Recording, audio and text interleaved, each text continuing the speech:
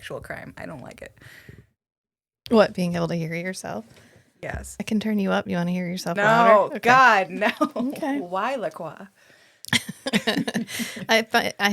It helps me not yell if I can hear myself in my ears.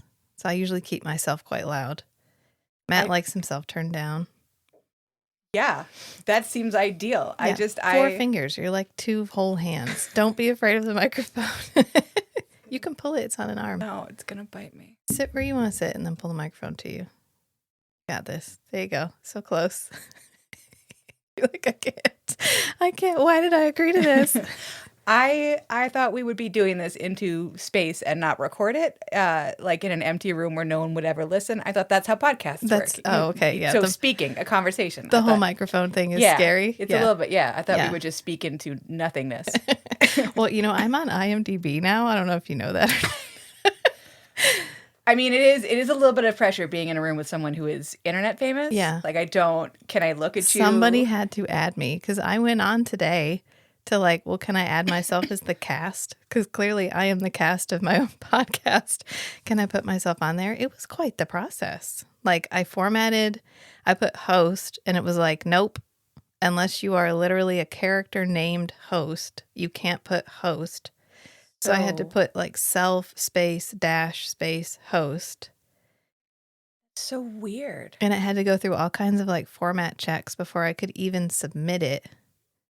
So as of right now, do they acknowledge that you are the person whose voice is heard on the podcast that they already have accepted into their website? Right now, they just have the podcast up. There's no cast and there's no plot.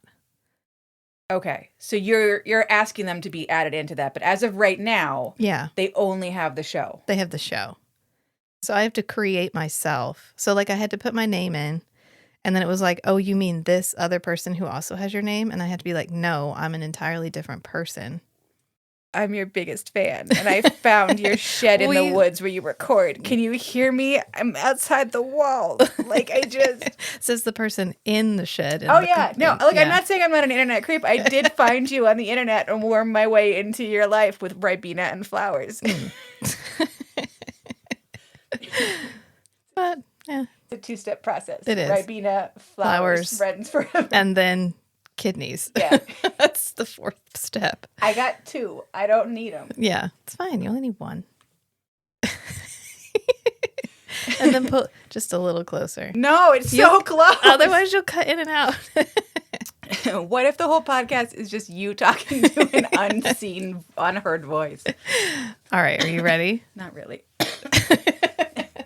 Well, too bad, because we've been recording for 6 minutes. Cool. Actually, 5 minutes and 8 seconds. Totally usable. Did you get the part about Animorphs? We should have an entire discussion about Animorphs. We did not, although that would be fun. There is somebody else doing an episode by episode recap of the Animorphs books. Part of me wants to reread them, and part of me is like, you don't need that much more trauma in your life to remember how traumatized you were at 8 years old. I bet they're still traumatizing. I don't know. I want to reread them. I'm going to reread them probably all in one go, so I'm waiting. You're going to have to let me know if the trauma hits the same way, or if it's one of those things where as a kid you were and then as an adult you're like, oh, they all suck. I don't care if they die. I'm betting it's going to be worse because now I'm like, oh, these are children. And these are children having to kill people. And yeah. I do feel like I forgot how violent and full of despair those books were until we're having this conversation and I'm like, oh, yeah, aren't they just starting high school? Yeah. At the beginning of it? So they're 13 or 14 at the very beginning. Yeah. And they're going up against an alien space army. And and they're basically almost the entire planet is already lost. You guys are our last hope. You just have to hold the planet for 2 years until the Andalite fleet gets here. Do they ever show up? Eventually. Hear how you're cutting out? That's because you're too far from the microphone. Fucking, I hate this. Why should anyone hear my voice? My voice is the worst. You drove an hour I know. I make terrible life decisions. That's perfect. Very bad life decisions. Pretend you're the Nightcrawler. I can't be that horny. That's moon and shit. The level of sexuality that comes from that. You know what? My favorite part, can I be honest? My favorite part about La Croix, about Nigel Bennett, is that I feel like you could tell me that the age he was when he started recording that show was like 29. You could tell me the age he was 78, and I would believe you both times. Anyway, yeah. He could be any age. When I saw that other podcast that he like, was it Monsters, Magic and Mayhem? The interview podcast. Yeah, where they did the interview of him, and I saw there were like little video clips of him online, and I was like, you could have aged the 30 years that have happened since the end of that show. You might have been that age the entire time. I can't tell. I cannot. You're like, you're like the opposite of those people that like have been young forever. Yeah. You have been like 60 since you have been 20. Like, Yeah. I can't get any kind of a bead on you at all. He's in Shape of Water, and he looks like exactly the same in Shape of Water. Yes. And then he was in V-Wars, and he was actually quite a bit thinner in V-Wars than he normally is, and he looked older. And that was the first time I was like, oh, Nigel, have you gotten older? Well, yeah, he's not like a big guy to begin with, so if you lose a lot of weight, like, you're going to look like a skinny cat wearing a fur coat. Like, yeah, a little bit. And I was like, oh, he's gotten old. I was like, oh. But then I saw him in Shape of Water, and I was like, he's exactly the same. Yeah. Which the Shape of Water was basically a Forever Night, like, reunion. I know. I was like, oh, that guy's in Forever Night. Oh, that guy's in Forever Night. I do. I feel like I don't know if I'm allowed to love John Kapelos doing a thick Greek accent. I feel like I should be allowed to like that. Doesn't he speak Greek? He might. I think he is Greek. I mean, he is Greek. But like, sometimes when he does the accent, it's so thick that I'm like, can you do a hate crime against your own people? Because the level of thickness of this, I don't know whether I would need to be Greek to be allowed to enjoy this as much as I do, because it is thick. He lays it on thick. He's an actor. Okay. He is, but he is like, I just, when you listen to something and you're just like, oh, I feel like in the 50s this would have been offensive and someone would have been, let's say. Speaking of which, I didn't realize one of the movies that I was, like, for the list that I was watching last night, I was going through, like, I was rewatching it to familiarize myself. And I didn't realize that we still had white people doing Indian accents in the 80s. So that was a fun thing. I was watching and I was like, sir, sir, what is that? And we had that all the way up to The Love Guru. Yeah. Remember The Love Guru I do. with Mike Myers? So this is even that was a step too far. Everyone was like, no. This is going to get me internet canceled. I actually sort of enjoyed The Love Guru, and I know that makes me a bad person. Or a good Canadian, maybe. But like, I'm trying to isn't he, I don't remember the plot very, very well, but like, isn't he a white North American child who ends up being like adopted by someone in India and growing up in India? So like, if that's the case, like, you would have the accent of the place that you're living. I mean, I agree that like they also kind of gave him like a false nose that is maybe a little bit racist. So like maybe they could have not done that. Yeah. That would have been better stylistically. But I remember is that weird? Do you ever have that where you're like, I remember enjoying this movie and I remember nothing about it? I think that's the entirety of Ace Ventura. Yes. Yeah. You're like, wow, I remember thinking that movie was the funniest thing ever. Yeah, and quoting it with my friends. Yeah, but I could not tell you the plot. I remember the first one is a giant like trans joke. That's what it is. Yeah. But like, I don't remember. I remember that the villain is a trans woman only because there were like videos on YouTube talking about it and like showing clips and things. But like, I don't remember what the trans woman did that was her crime that caused Ace Ventura to be involved to investigate. Like, I don't remember. I know the Miami Dolphins are involved. I know that in the sequel, are there only 2 movies? There might be 10. There's Ace Ventura and there's Ace Ventura When Nature Calls, which somehow When Nature Calls is worse because that's one where he goes to Africa. Yeah. Yeah. I remember he becomes birthed from the backside of a rhinoceros. Yeah. That's all I remember. Why is he in Africa? What crimes? He's a detective, right? So he's like solving crimes, maybe? I don't know anything about these movies, but I can close my eyes and visually see Jim Carrey pulling open the rectum of a false rhinoceros and like birthing his face through. Well, that was the 90s. That's because the rest of it was just a Coke dream. Like, Everyone was on cocaine. They did some stuff, and there were some funny moments. And you remember the funny moments. I do feel like all of 90s culture is just a weird fever dream in my head where I'm like, did I imagine that? And then you come back later and you're like, nope, that was a real series of television programs. Yeah, or you don't remember it being that bad, and then you go to watch it and you're like, oh, this is terrible. I feel like, although I feel like for 90s programs, I don't remember them being such low quality. For 80s programs, I forgot all of the racism and sexism. But like the quality is better somehow. Like the production quality was like great, but then there's like slapping women's asses and raping them, but we're not going to call it rape. And like, why won't my girlfriend have sex with me? And I'm like, oh, okay. What show is that? Okay, first off, I need context. The fact that I said the 80s, it just all the 80s movies, obviously. But the things that I'm thinking of specifically are, I used to really enjoy the Revenge of the Nerds movies. I liked them so much as a kid. And then at some point, someone was like, you know he rapes that woman. And I was like, oh yeah, no, he has sex with the girlfriend of one of the jocks while he's wearing, I think, a Darth Vader helmet. And she thinks that he is her boyfriend. And I'm like, oh, that is a legitimate crime. Yeah. That's sexual assault. Cool. Great. That's like, it's not even, I'm not even being hyperbolic when I say it is textbook sexual assault, because in fact, in a textbook for my criminal law class, there was a very similar case where like someone crawls in a woman's window. I don't remember how he gets there, but he like crawls in the window and she's like, oh, hey, it's my boyfriend, Billy. And he's like, uh-huh. And he's not Billy. Right. And he has sex with her and she wakes up and she's like, ah.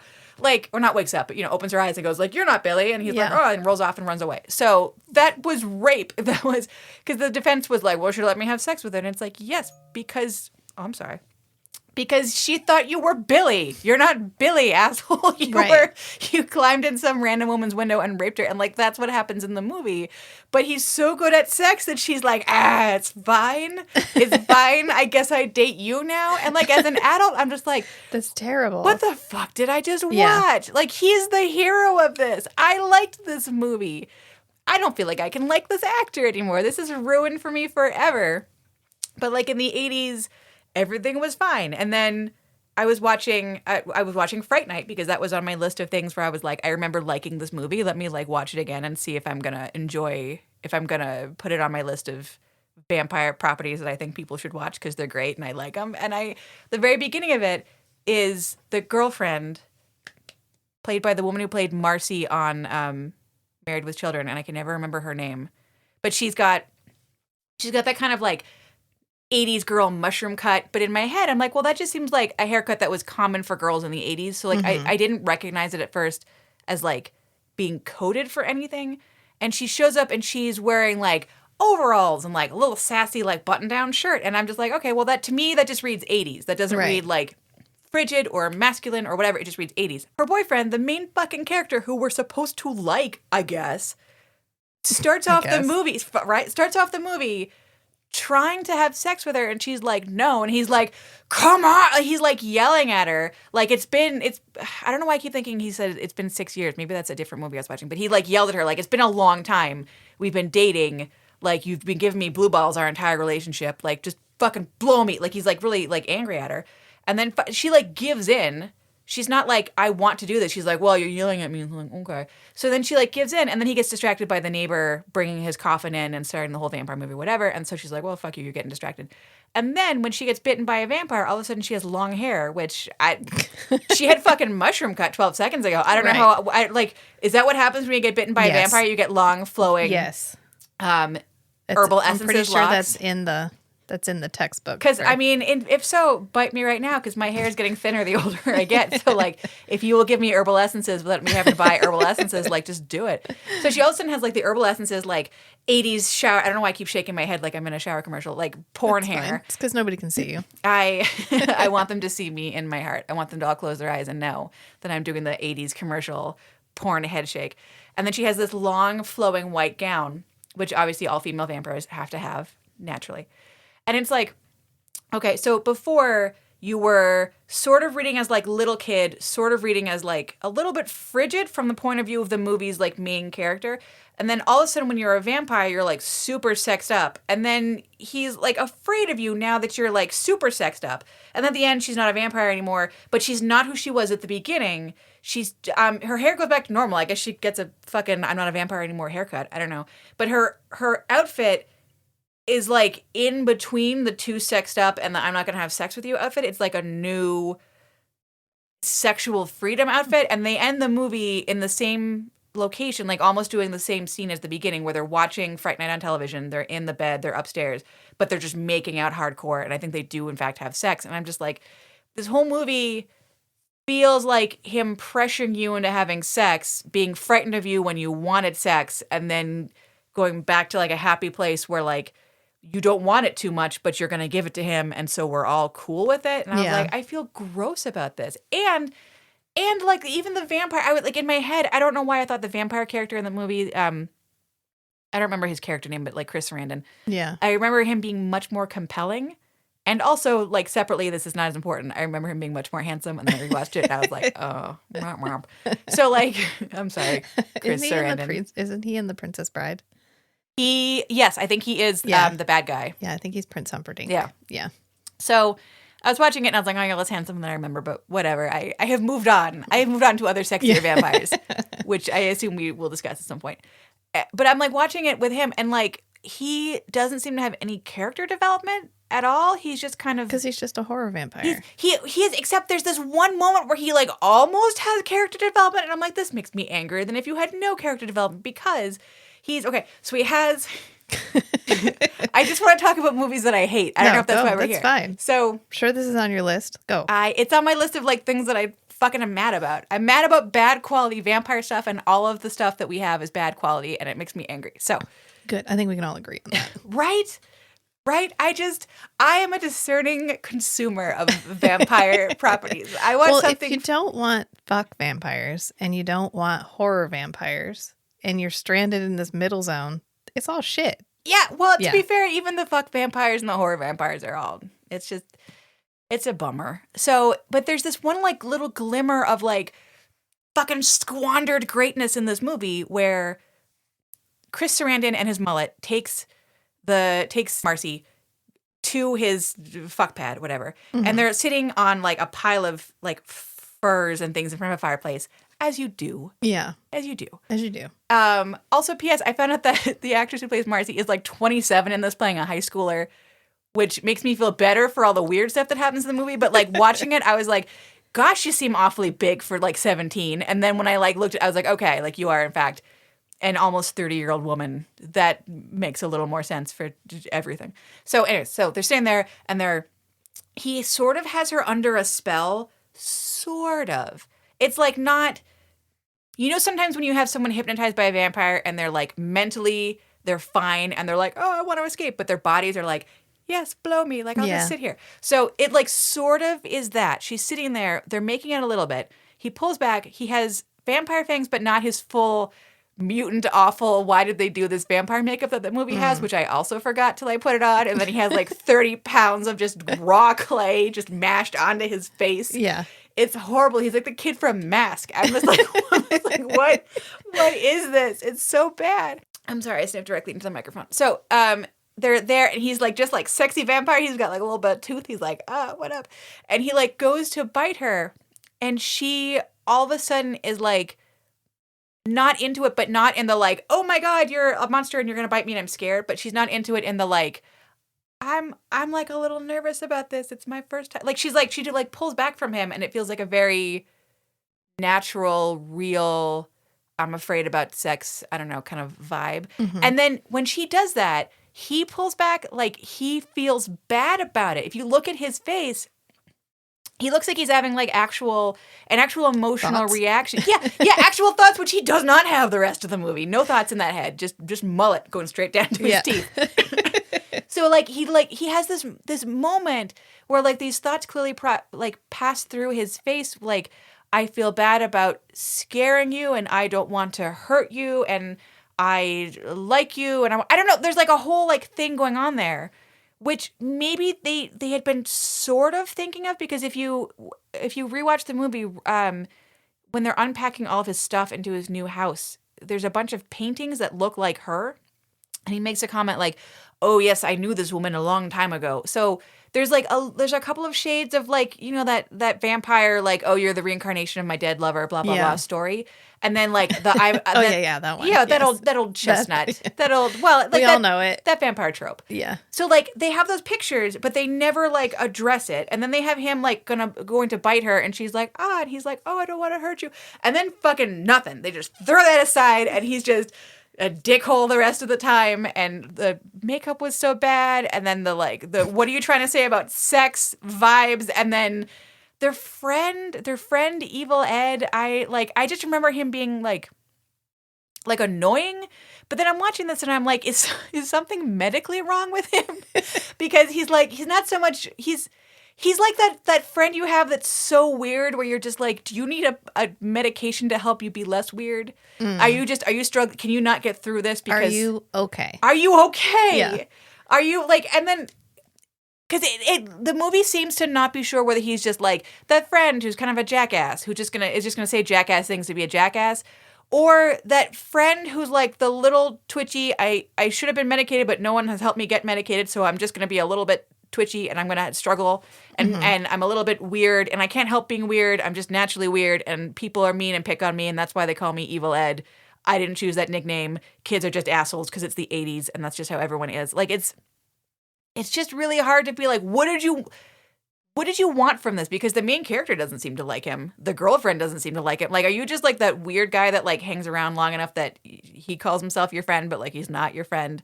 And then, I don't know, he like comes to your podcast studio and makes you podcast with him. Oh, you brought it right back around. I did. I was thinking in the newer Fright Night, I feel like his character is clearer. I remember, so I was trying to find the newer Fright Night online, and I could not find it anywhere, which is frustrating. I know I've seen it. I remember liking it more than the first one. But I think it's a sequel. Well, there's kind of. Friend. I know that there's both the original Fright Night. Yeah. There's the sequel to Fright Night where like it's a different actor playing the same kid, and he's in college, and his teacher is a vampire, which I have not seen because I've heard it's somehow worse than the original Fright Night. And then there's this one, which is supposed to be a remake of the original one. So it's the same. Oh, Jerry Dandridge is the vampire's name. Oh my God, I remembered it. I'm not going to be able to drive home. That just like took away the map in my head. Jerry. Right? Vampire Jerry. Yeah. Fucking no. You know, it's fine. I prefer the stupid names to the like, my name is Maximilian. Maximilian is also a stupid name. There are the overdone ones. I'm Yes. Damon. I am whatever. Ugh. I hate.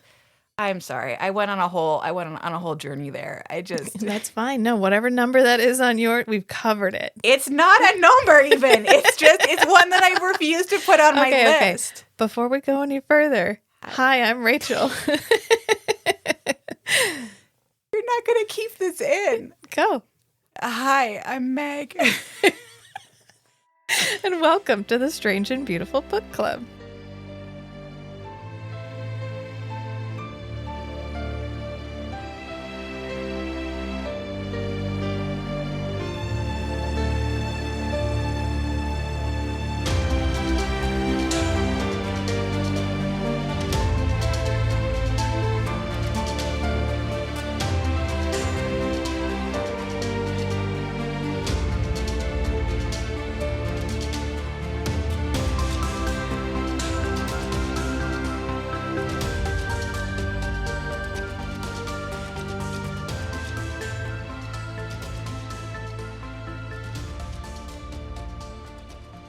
Okay, now we've done the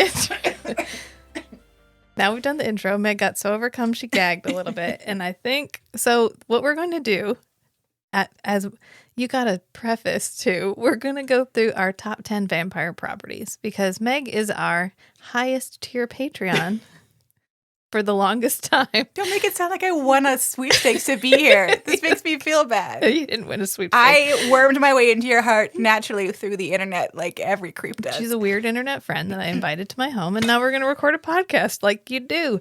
Meg is a fellow vampire aficionado.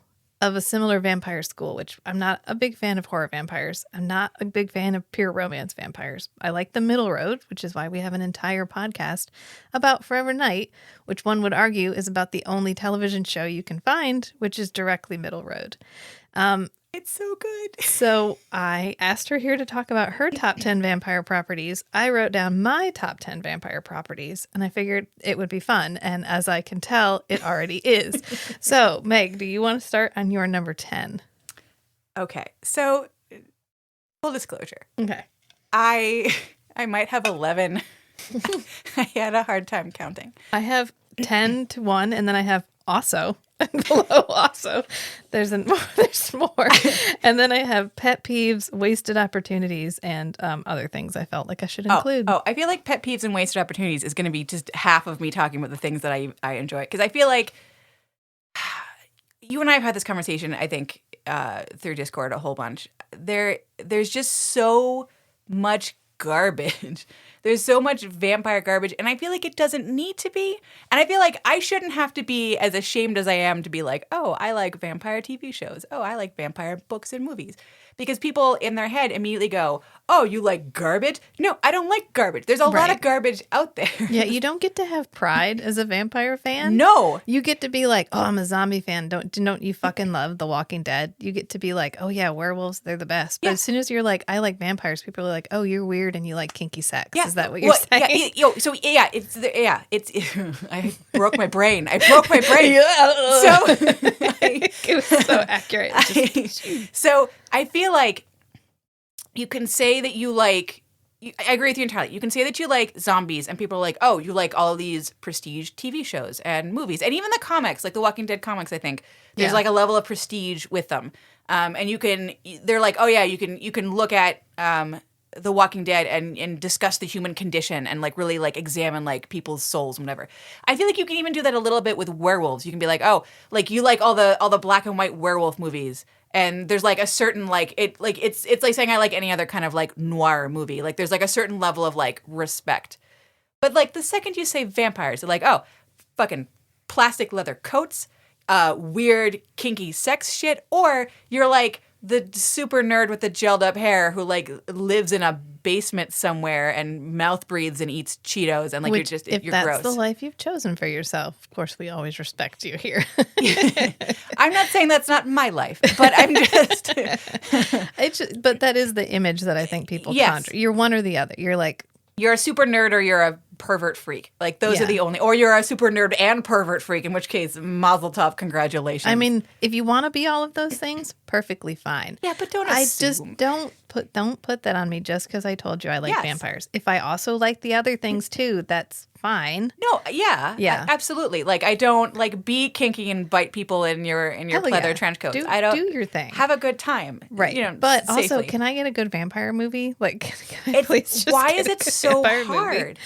I don't know. I feel like we get ones where we have a good premise. We're going to get there. We almost do. And then we just can't finish. Yes. Which actually, that actually describes my number 10 pick, frankly. Okay, go. So, I got into a place where I just started typing in like vampires and Dracula and stuff into like the search feature on like Apple TV Plus just to see what came up.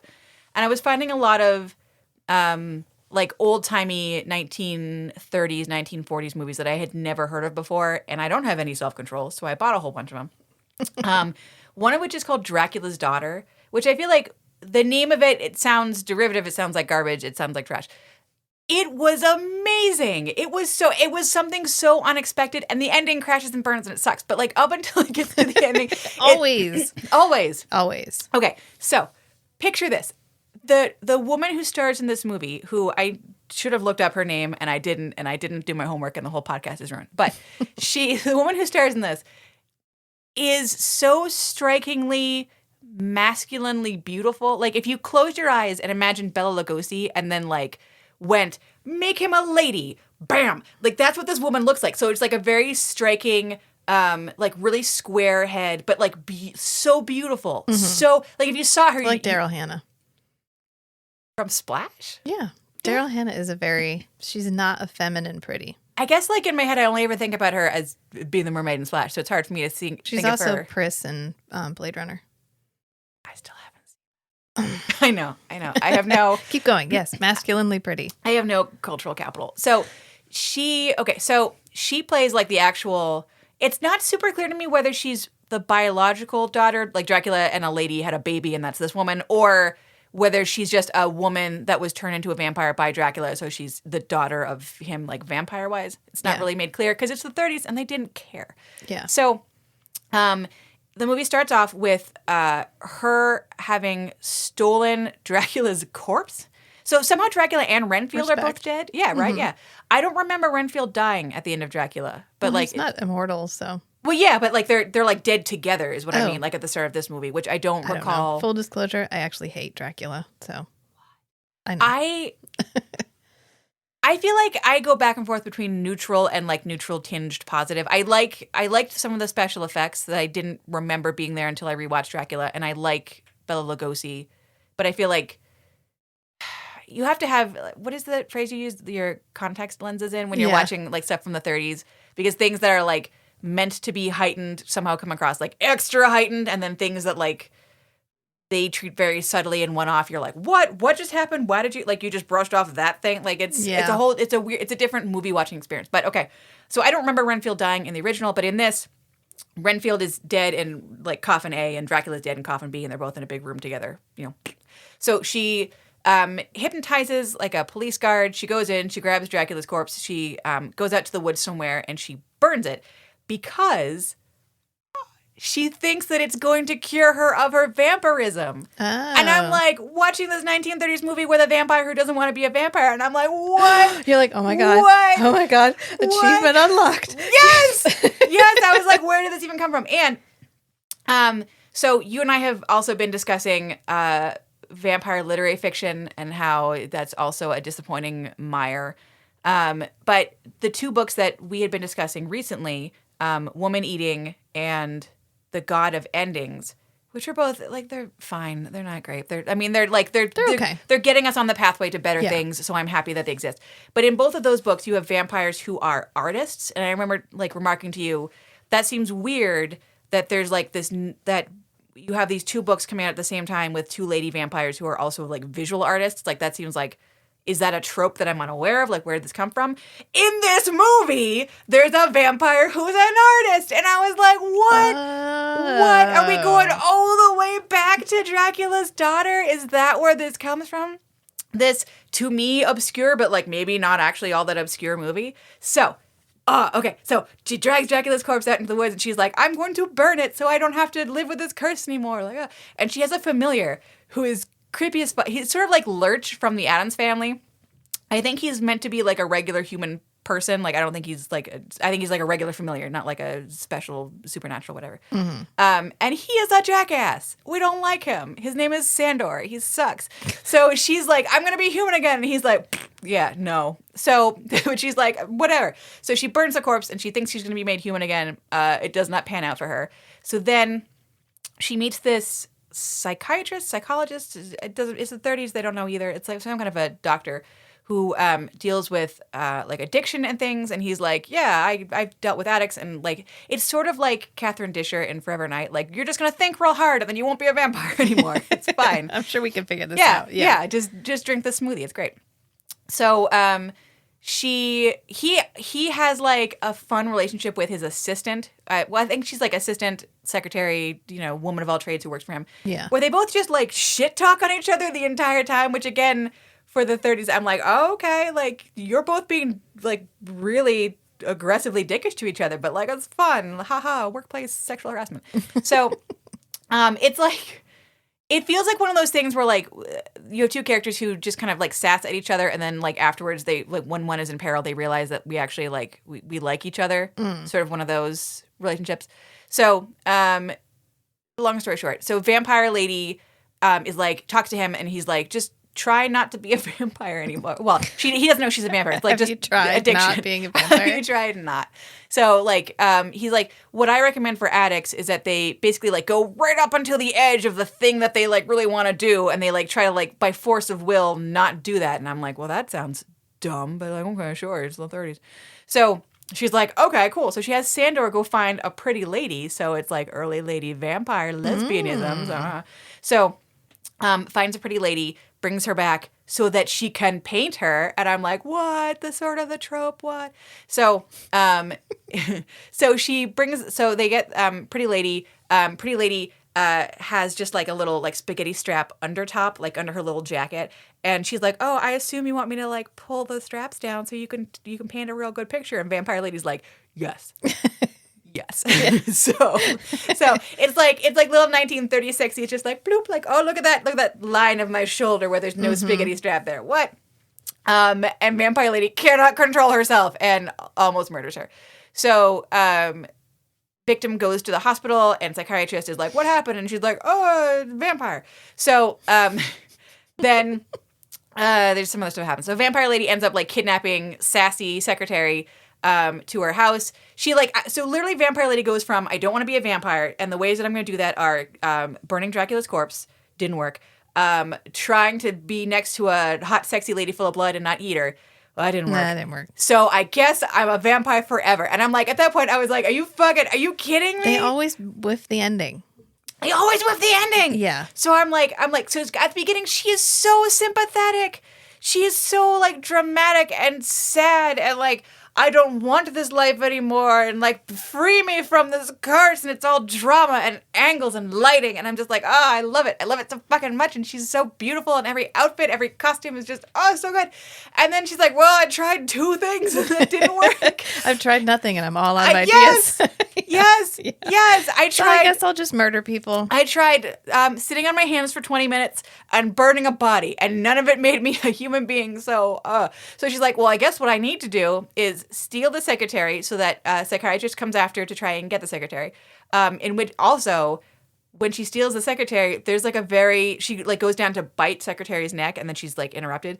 It is like the most lesbian longing I've ever seen. Like she just slowly is bending over this woman's prone corpse, just like inch by inch by inch, and then the door flings open, and it's like, lesbian blue balls, vampires. So good. So, it's like even unclear like what was going on there, because she specifically tells Sandor like, I'm not going to bite her because then like psychiatrist won't come if she's dead. Like there's no point to it. And it's like, well then, what the fuck? What's going on there? You can't even. The lesbian vampirism is so strong. You couldn't even for like 10 fucking minutes to like get this other guy. You couldn't even just sit on your hands. So then psychiatrist breaks in, and it's like a whole fight, whatever. And she's like, look, I will wake up your secretary because she's under like a psychic sleeping spell kind of deal. It's dumb. Don't worry about it. It's fine. Yeah. Yeah. Plot. Yeah. Plot, which she does with her magic ring, which is a very nice ring, by the way. So she's like, I will wake her up with my magic blinky ring. If you let me turn you into my vampire lover forever. And he's like, well, okay. God damn it. All right. Yeah. He's like, I have no other choice. So she's about to turn him, and then Sandor, her fucking useless, he has like that, what is that, the kid from Little Rascals with like, is it Alfalfa who has the one little haircut? Yeah. Okay. So he has the fucking Alfalfa haircut. So I hate him because of his haircut already. He's a dickhead. So he's like, oh, you're going to make that random hot dude into a vampire to be with you forever and not me, your creepy asshole manservant who did not support your dreams, first off. Did not support your dreams. He's like, well, fuck that. So he shoots her. He fucking shoots her in the chest with like a bow and arrow. And so she's like, oh, sexy die. So she dies. And then sexy die. And then like sexily. It was very. I wasn't a lesbian before watching this movie, but it's just okay. It's very, writes down Dracula's daughter. It's very. I went through an emotional journey. So then, so Sandor shoots lady. I don't remember. Her name is Countess something. Maria something, I think. Just sexy lady vampire, Dracula's daughter. So he shoots her, and then the cops finally show up because they're fucking useless in this movie. And then the cops show up and they shoot Sandor like once in the chest because, shoot first, ask questions later. Yeah. They die. Lady secretary wakes up and she's fine and she's good and normal, and she gets together with psychiatrist and movie. And I was like, yeah, monsters die. Everybody is saved. The monster was so sympathetic, and she had like a problem, and she wanted to fix it, and she was trying to better herself, and I was like, oh, and she's sexy and has beautiful outfits, and I was like, oh, I want more of this, and she paints, and I was like, that's fun, can we see her painting? I would watch that. No, fucking try two things, dead god, and I was just like, ah. But I recommend it. I recommend this movie. It is so, it was like $4 on iTunes. That's probably not right. I don't know. Less than $10. Pay the money. Pay the money to watch this. It is so good for like 75%. And then just turn it off. Turn it off at that point. Yeah. Because the ending is kind of a bummer. Get to the lesbian hot scene and then just. The whole thing. She's just so sympathetic. And it's a conceit that like I didn't realize was as old as this movie, because the movie is from the 30s, I think. Well, isn't Camilla? Camilla is the original lesbian vampire. But like the conceit, not of the lesbianism, but the conceit of like I'm a vampire and I don't want to be. I don't like this anymore. I don't like, not like, because I feel like I don't remember seeing anything like this before the 80s.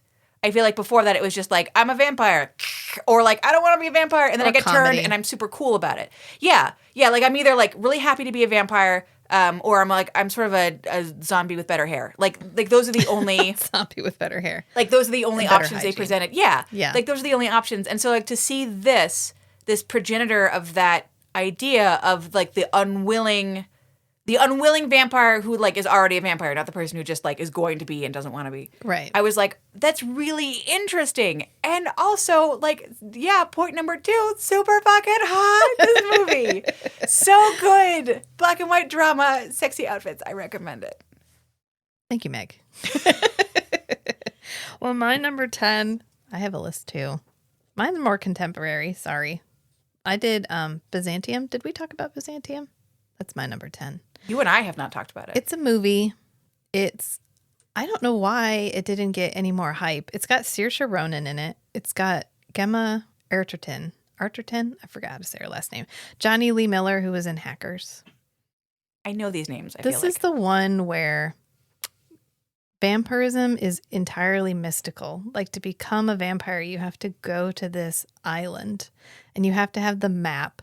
And apparently you can get there in a rowboat from England. So it's somewhere in that vicinity. Because that narrows down the places in the world that this could be. You can go pretty this, significantly. You go in this temple, and if the gods like want to make you into a vampire, then like the waterfalls turn red and you get this whole like. Anyway, that aside, Saoirse Ronan, of course, is amazing. So she is great. Yeah. I like her. And it's a very like Gemma. I forget what her character's name is, but she is like, it's like, I think the 1800s, whatever. She ends up getting sexually assaulted by Johnny Lee Miller's character. And he's like, I have now given you your profession. Yeah. So that's your setup. That's your setup for the beginning. So she ends up getting pregnant and she has a baby, and the baby is Saoirse Ronan. And she gives the baby away to like nuns. I'm sorry. The baby of Saoirse Ronan is my new favorite sentence I think I've ever heard. I just had this mental image of like pop Saoirse Ronan. It will be Saoirse Ronan. So she gives her to like a nun, like a nunnery or whatever. Oh no, I know what nunnery. Yeah, you know that. And then she finds out that like Johnny Lee Miller is being accepted into this like elite group of gentleman dudes who are apparently all vampires because all vampires are male. And she's like, fuck you. Patriarchy. She's like, fuck you. That's awful. So she steals the secret map. Wait. Was he a vampire already? No. Okay, so it's just we're gonna invite you to join this group of people who are vampires. Yeah, they're and like, you'll become a vampire. We think you're a cool enough dude. We want you to be in our dude group forever. Ugh. Even though you I hate this. Rape women and then tell them that they're whores now. The patriarchy of put this. It bluntly. Does he die violently? Of course he dies. Oh, good. Yeah. Okay. Yeah, all right. So I'm invested again. Okay, because she goes and she steals the map. Gemma's character steals the map, and she ends up becoming a vampire. And she shows back up, and they're like, "What have you done? You're like illegal." And she's like, "Fuck you! I've got the map. You're illegal. I'm a vampire now." So she's kind of on the run, but also kind of still in love with her daughter. So they end up like the same age because her daughter ages and she doesn't because now she's a vampire. Okay. Anyway, yeah. And so Johnny Lee Miller, carrying on the tradition, finds her daughter and is like, I'm going to get back at her because she stole my opportunity to become a vampire She stole the map. Nobody knows how to get there now because she's the one with the map. What about all the other vampires? They don't know how to get. They have to have the secret map. It's mystical. Don't ask questions. I mean, look, I'm bad at directions, but like if I've been to a place like 6 times with 10 other guys to make them vampires, you don't think you'd like, okay, No. okay, I'm No. mad about it. Okay. No, all not right. if it's a mystical vampire island, okay? But the whole point of this is eventually Saoirse becomes a vampire, and she is a very interesting character. She doesn't want to be what she is. She's in this, like, she hasn't processed her trauma, like, ever. Well, wait, how does she become a vampire? Like who? Oh, okay. So you interrupted me. I'm sorry. But I got so excited. Johnny Lee Miller finds her, and he's like, well, it worked with her mom. I think I'll do the same thing to her daughter. And Gemma shows up right after he's, like, raped her daughter. And so she kills him violently and then is like, I know it will make you feel better. Let's make you a vampire. So she takes her daughter out and makes her into a vampire. Fucking what? Yeah. Oh, it's good. It's good. You just got to watch it. Look, I can't explain this movie. It's wild. My only complaint, and ironically, one of my pet peeves, is when we reinvent the wheel, they don't get fangs. They get like a sharp thumbnail. Boo. Boo. Gotta have, I mean, The fangs are the best part. I hate it when we reinvent the wheel. But anyway, I think Byzantium is like way better than it gets credit for because it's more art house than it is like horror vampire. But wait, what? Okay, so mom's a vampire, daughter's a vampire. Then what? Bad guy has been murdered. Then what happens? Well, they're not allowed to be vampires because only dudes can be vampires. So they've been on the run for like hundreds of years. And to like process her trauma, Saoirse Ronan's character writes out the story of what happened to them over and over again and then like throws it away and then writes it down and then throws it away. And she ends up falling in love with this boy. And she's like, I kind of don't want to keep going the way we've been going because her mom's just been taking care of her. Even though they're the same age, she's still kind of her mom. Yeah. And she's just been taking care of her this whole time. So she like finds a guy, exploits him, like does exactly what she needs to do to survive. It's very exploitative. And Saoirse Ronan's like, I'm really tired of this. Like, I'm tired of hurting people. I'm tired of like constantly having to be on the move because we can't have a real life. Like there is a way for us to work this out. Like we can handle this. And her mom hasn't told her that, oh yeah, by the way, an entire secret society of vampire dudes is hunting us and trying to kill us. Well, wait, why does Saoirse Ronan think that they're just like always constantly on the move?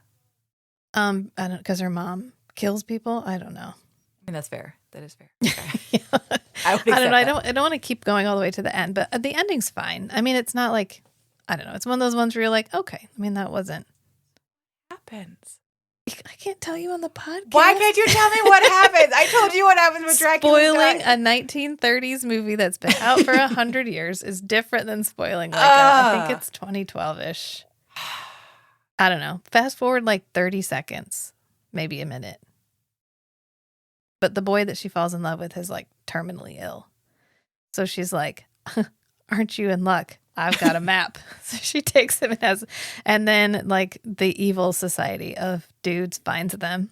And Gemma's kind of like, I don't know. I'm pretty sure it's 2012 or 2014, whenever this movie came out. Don't you think we can move past this now? And the guy's like, okay, yeah, I'm willing to give you a shot. There's more to it than that, but basically he always the one that's hunting them. He always liked her, but he was a vampire. He was in the secret society. He couldn't really. I am so enraged by this movie. You gotta watch this movie. The whole premise. It's number of this. 10. It's number 10. That's why it's far down. It's good. It's good because it's unexpected. Yeah, I didn't expect any of the things you said to me. Absolutely. All right, what's your 9? I don't know. Okay. So for 9, it's like 9A and 9B. So 9 part 1, 9 part 2. yeah, and I will not go into them as much in depth as with Dracula's Daughter because that's the reason that they're 9A and B. So I'm calling these the music video vampire movie. Okay. Which is to say, it looks nice and the music is great and I have feelings while watching it and I enjoy it and I would watch it again. But the plot seems entirely beside the point. The character development also is beside the point. Like it's one that you just turn your brain off and you go, this is real pretty. And you just sit there and you soak in the prettiness. So Right. my 9A and my 9B are a girl walks home alone at night and only lovers left alive. Okay. So a girl walks home alone at Agreed. night. Right. Okay. So Yeah. a girl walks home alone at night is an Iranian, can't say that right. It's fine. I'm trash. An Iranian vampire Western in black and white. And that sounds like it's trying to be more than what it is. Like it sounds like, ooh, like art house. It's not. But it's good. It's so good. It's story-wise, like there is really no story. It's sort of just like scenes that happen with this Iranian vampire girl, and she eventually Character driven. But they're not even really characters. Okay. Like they're sort of like they're part of this beautiful scenery. It's sort of hard. Like the vampire girl doesn't get a name. I think she's just the vampire girl. Mm-hmm. Her boyfriend, the boy she leaves at the end of the movie with, who might at some point become her boyfriend. His name is Arash. They get together. She kills some people, and like at the end of the movie, like they leave together. Like there's like very little that happens, but visually it is so creative. Okay, so she's got a little striped T-shirt, sort of 1950s type jeans. She's riding around on a skateboard a whole bunch, and she wears a chador, so like the long cloak that kind of goes over the top of your head. She's not wearing like a full on. She doesn't ever have it covered. I think maybe one time she kind of dramatically covers her face under the eyes, but like generally it's just sort of like she took this and like plopped it on the top of her head, and it just kind of like sits on like the back of her head and kind of drapes down behind her. So if you imagine that silhouette on a skateboard and the way that the chador, like the cloak, kind of billows around her, it's sort of one of those things where you're like, how did I never visually put that together with the Dracula cape? Like, how did that never occur to me ever in a million years before this? And then you see her and you're like, that is the same silhouette. It's the exact same fucking silhouette.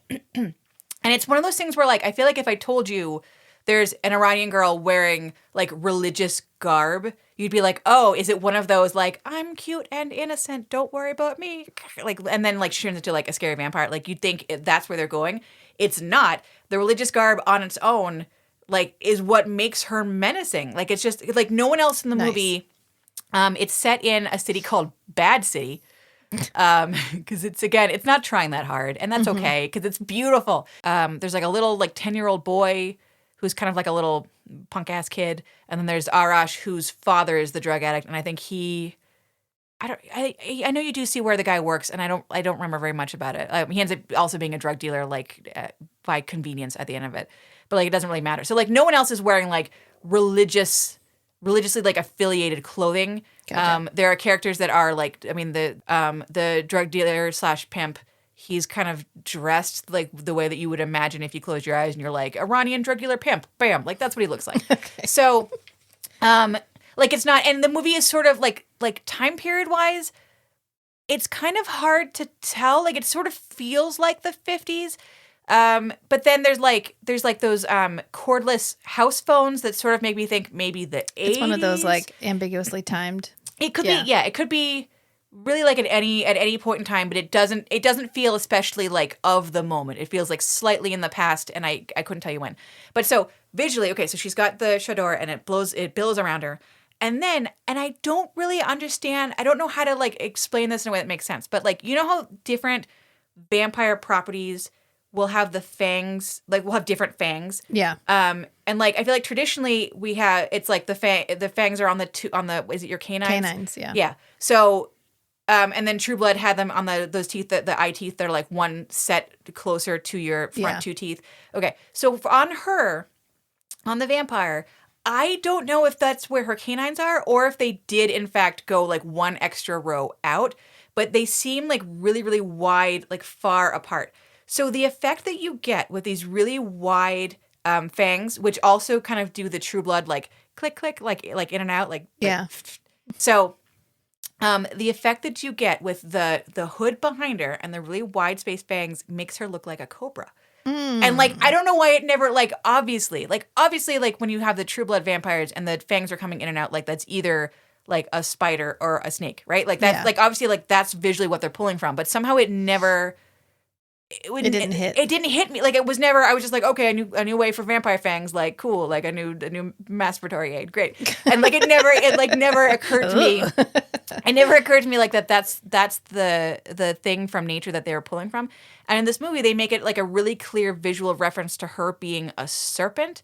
And there's even when she bites the drug dealer at some point, there's like even a moment where she's kind of doing that thing that cobras do, where they like hypnotize you with their eyes and kind of like it's like a cobra stare, and then she kind of rears back and then like right at him, like to bite him. And it's the snake imagery is so unexpected and so delightful and so perfect. And it's sort of like how did I never get to that? So like as a movie, I feel like it's not really a movie. It's a music video. It's a short. It's I think it's like an hour and a half long, so it's not, a short. But like the story-wise, like, do I know how she became a vampire? No. Do I know her name? No. Like, do I know where she's going at the end of the movie? No. Do I know anything about her except that she seems to have like a really good collection of vinyl records and she stole a skateboard from a kid?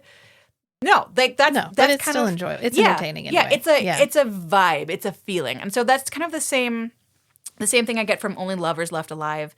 Although I feel like Only Lovers Left Alive wants you to know it's an important movie. Yeah, it's always on the list. Like if you Google non-romance, non-horror vampires, it's like, oh, you mean Only Lovers Left Alive? Yeah. And it's like, well, thank you. I also love Tilda Swinton and Tom Hiddleston. Yeah, like mad love for everyone. And Anton Yelchin is in that too. Yes, like R.I.P. You drank Ian.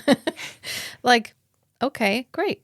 But I feel like it was a movie that didn't know. I mean, they knew what they kind of wanted to say, but they didn't know what. That's why it's so low down my list. I like it as a vibe. I like it as a music video. I think the sets are sumptuous. I think I like that it's clearly made by someone that knows Detroit and loves Detroit and mourns for the Detroit that used to be. And I find that really compelling also, having lived in Michigan a little bit and having just like a little bit of familiarity with the beauty and the rundownedness and the like nostalgia for what was there before it all turned into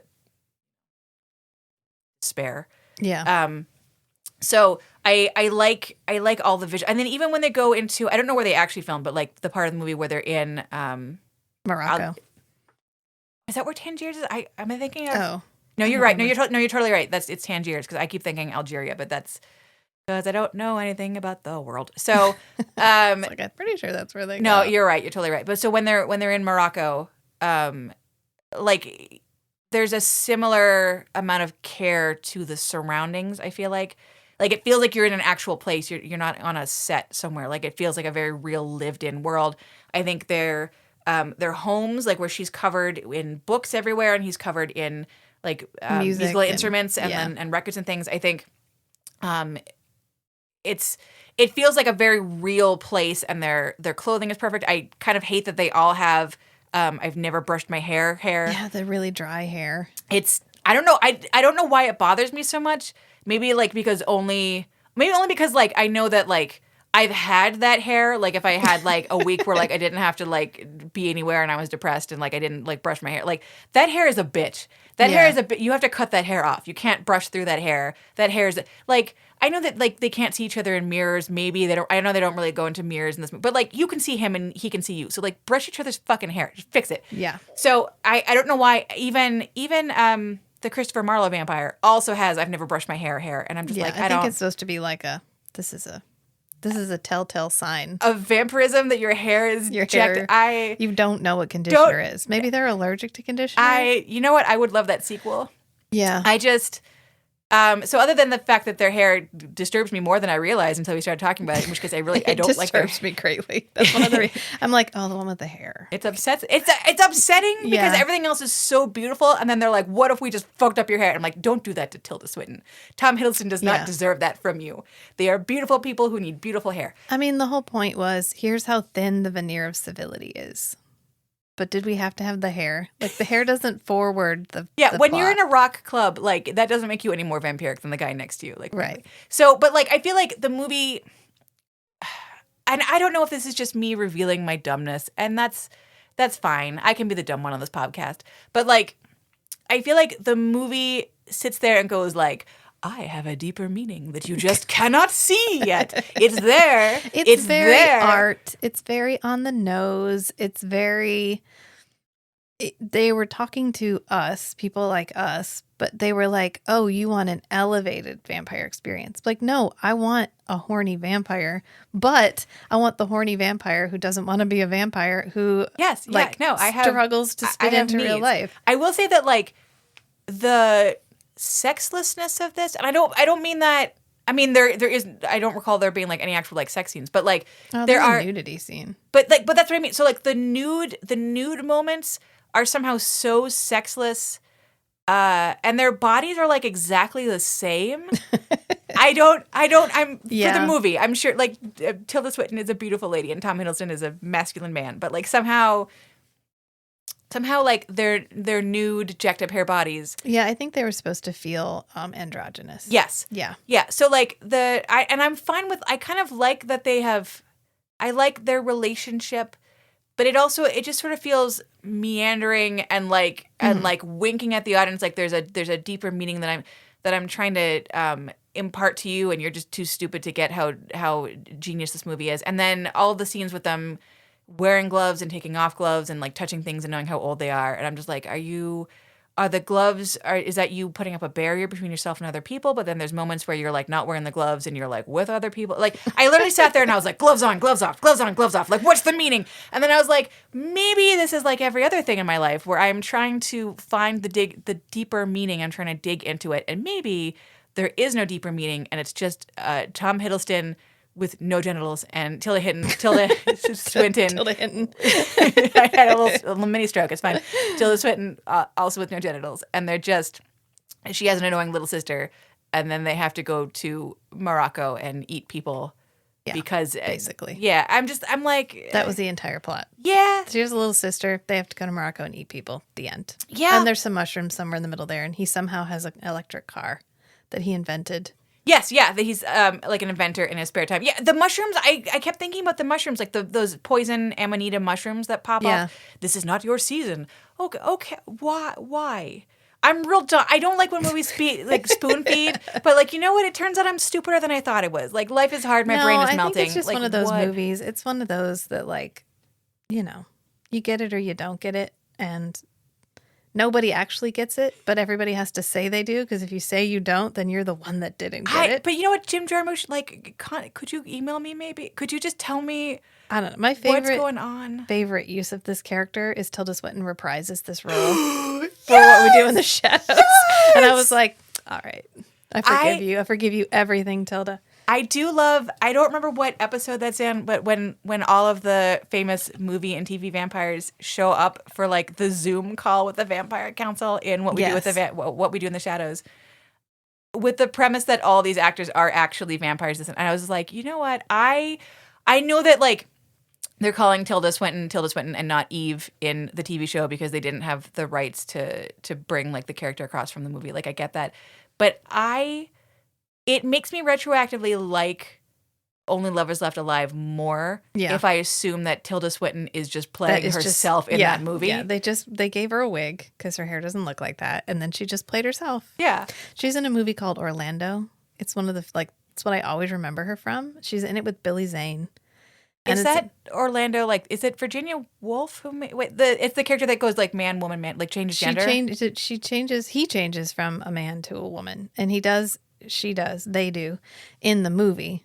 And so that was the first thing I'd ever seen Tilda Swinton in. And for a very long time, I did not know if Tilda Swinton was female.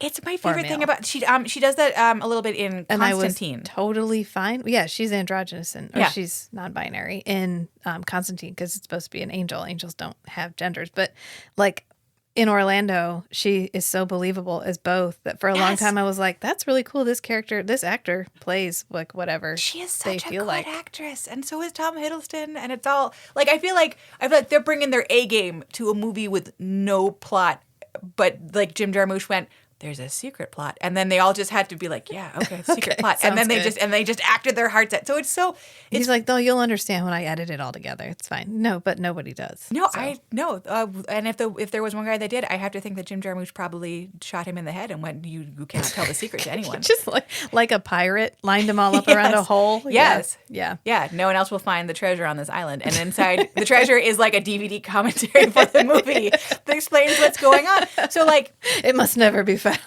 So I recommend both of these movies. I feel like I understand A Girl Walks Home Alone at Night because I don't think there's like subtext. Maybe I missed this. Maybe there's a lot of subtext. Oh my God, is there subtext? There's always subtext. I know. I'm simple. So I just feel like A Girl Walks Home Alone at Night is just beautiful, and like I don't suspect that there's a secret key. I feel like With Only Lovers Left Alive is beautiful, but I feel a little bit like playing Super Mario, where like I know that there's a secret room somewhere off the screen, and I know that like if I could figure out a way to like glitch myself under the ground and like find the key, then I would open the door that would get me to the secret room. Like I know that there's a secret room there. Mm-hmm. But I also know that I am not a skilled enough Super Mario player to find that key to get to that room. But it's still an enjoyable game even if you don't find the secret room. Yes. Yeah. That's I enjoy it the way that I enjoy Super Mario on a superficial level. Basic.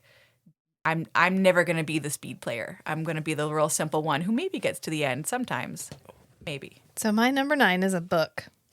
I was like, I won't do all movies. I'll do some books. So number 9 is a book.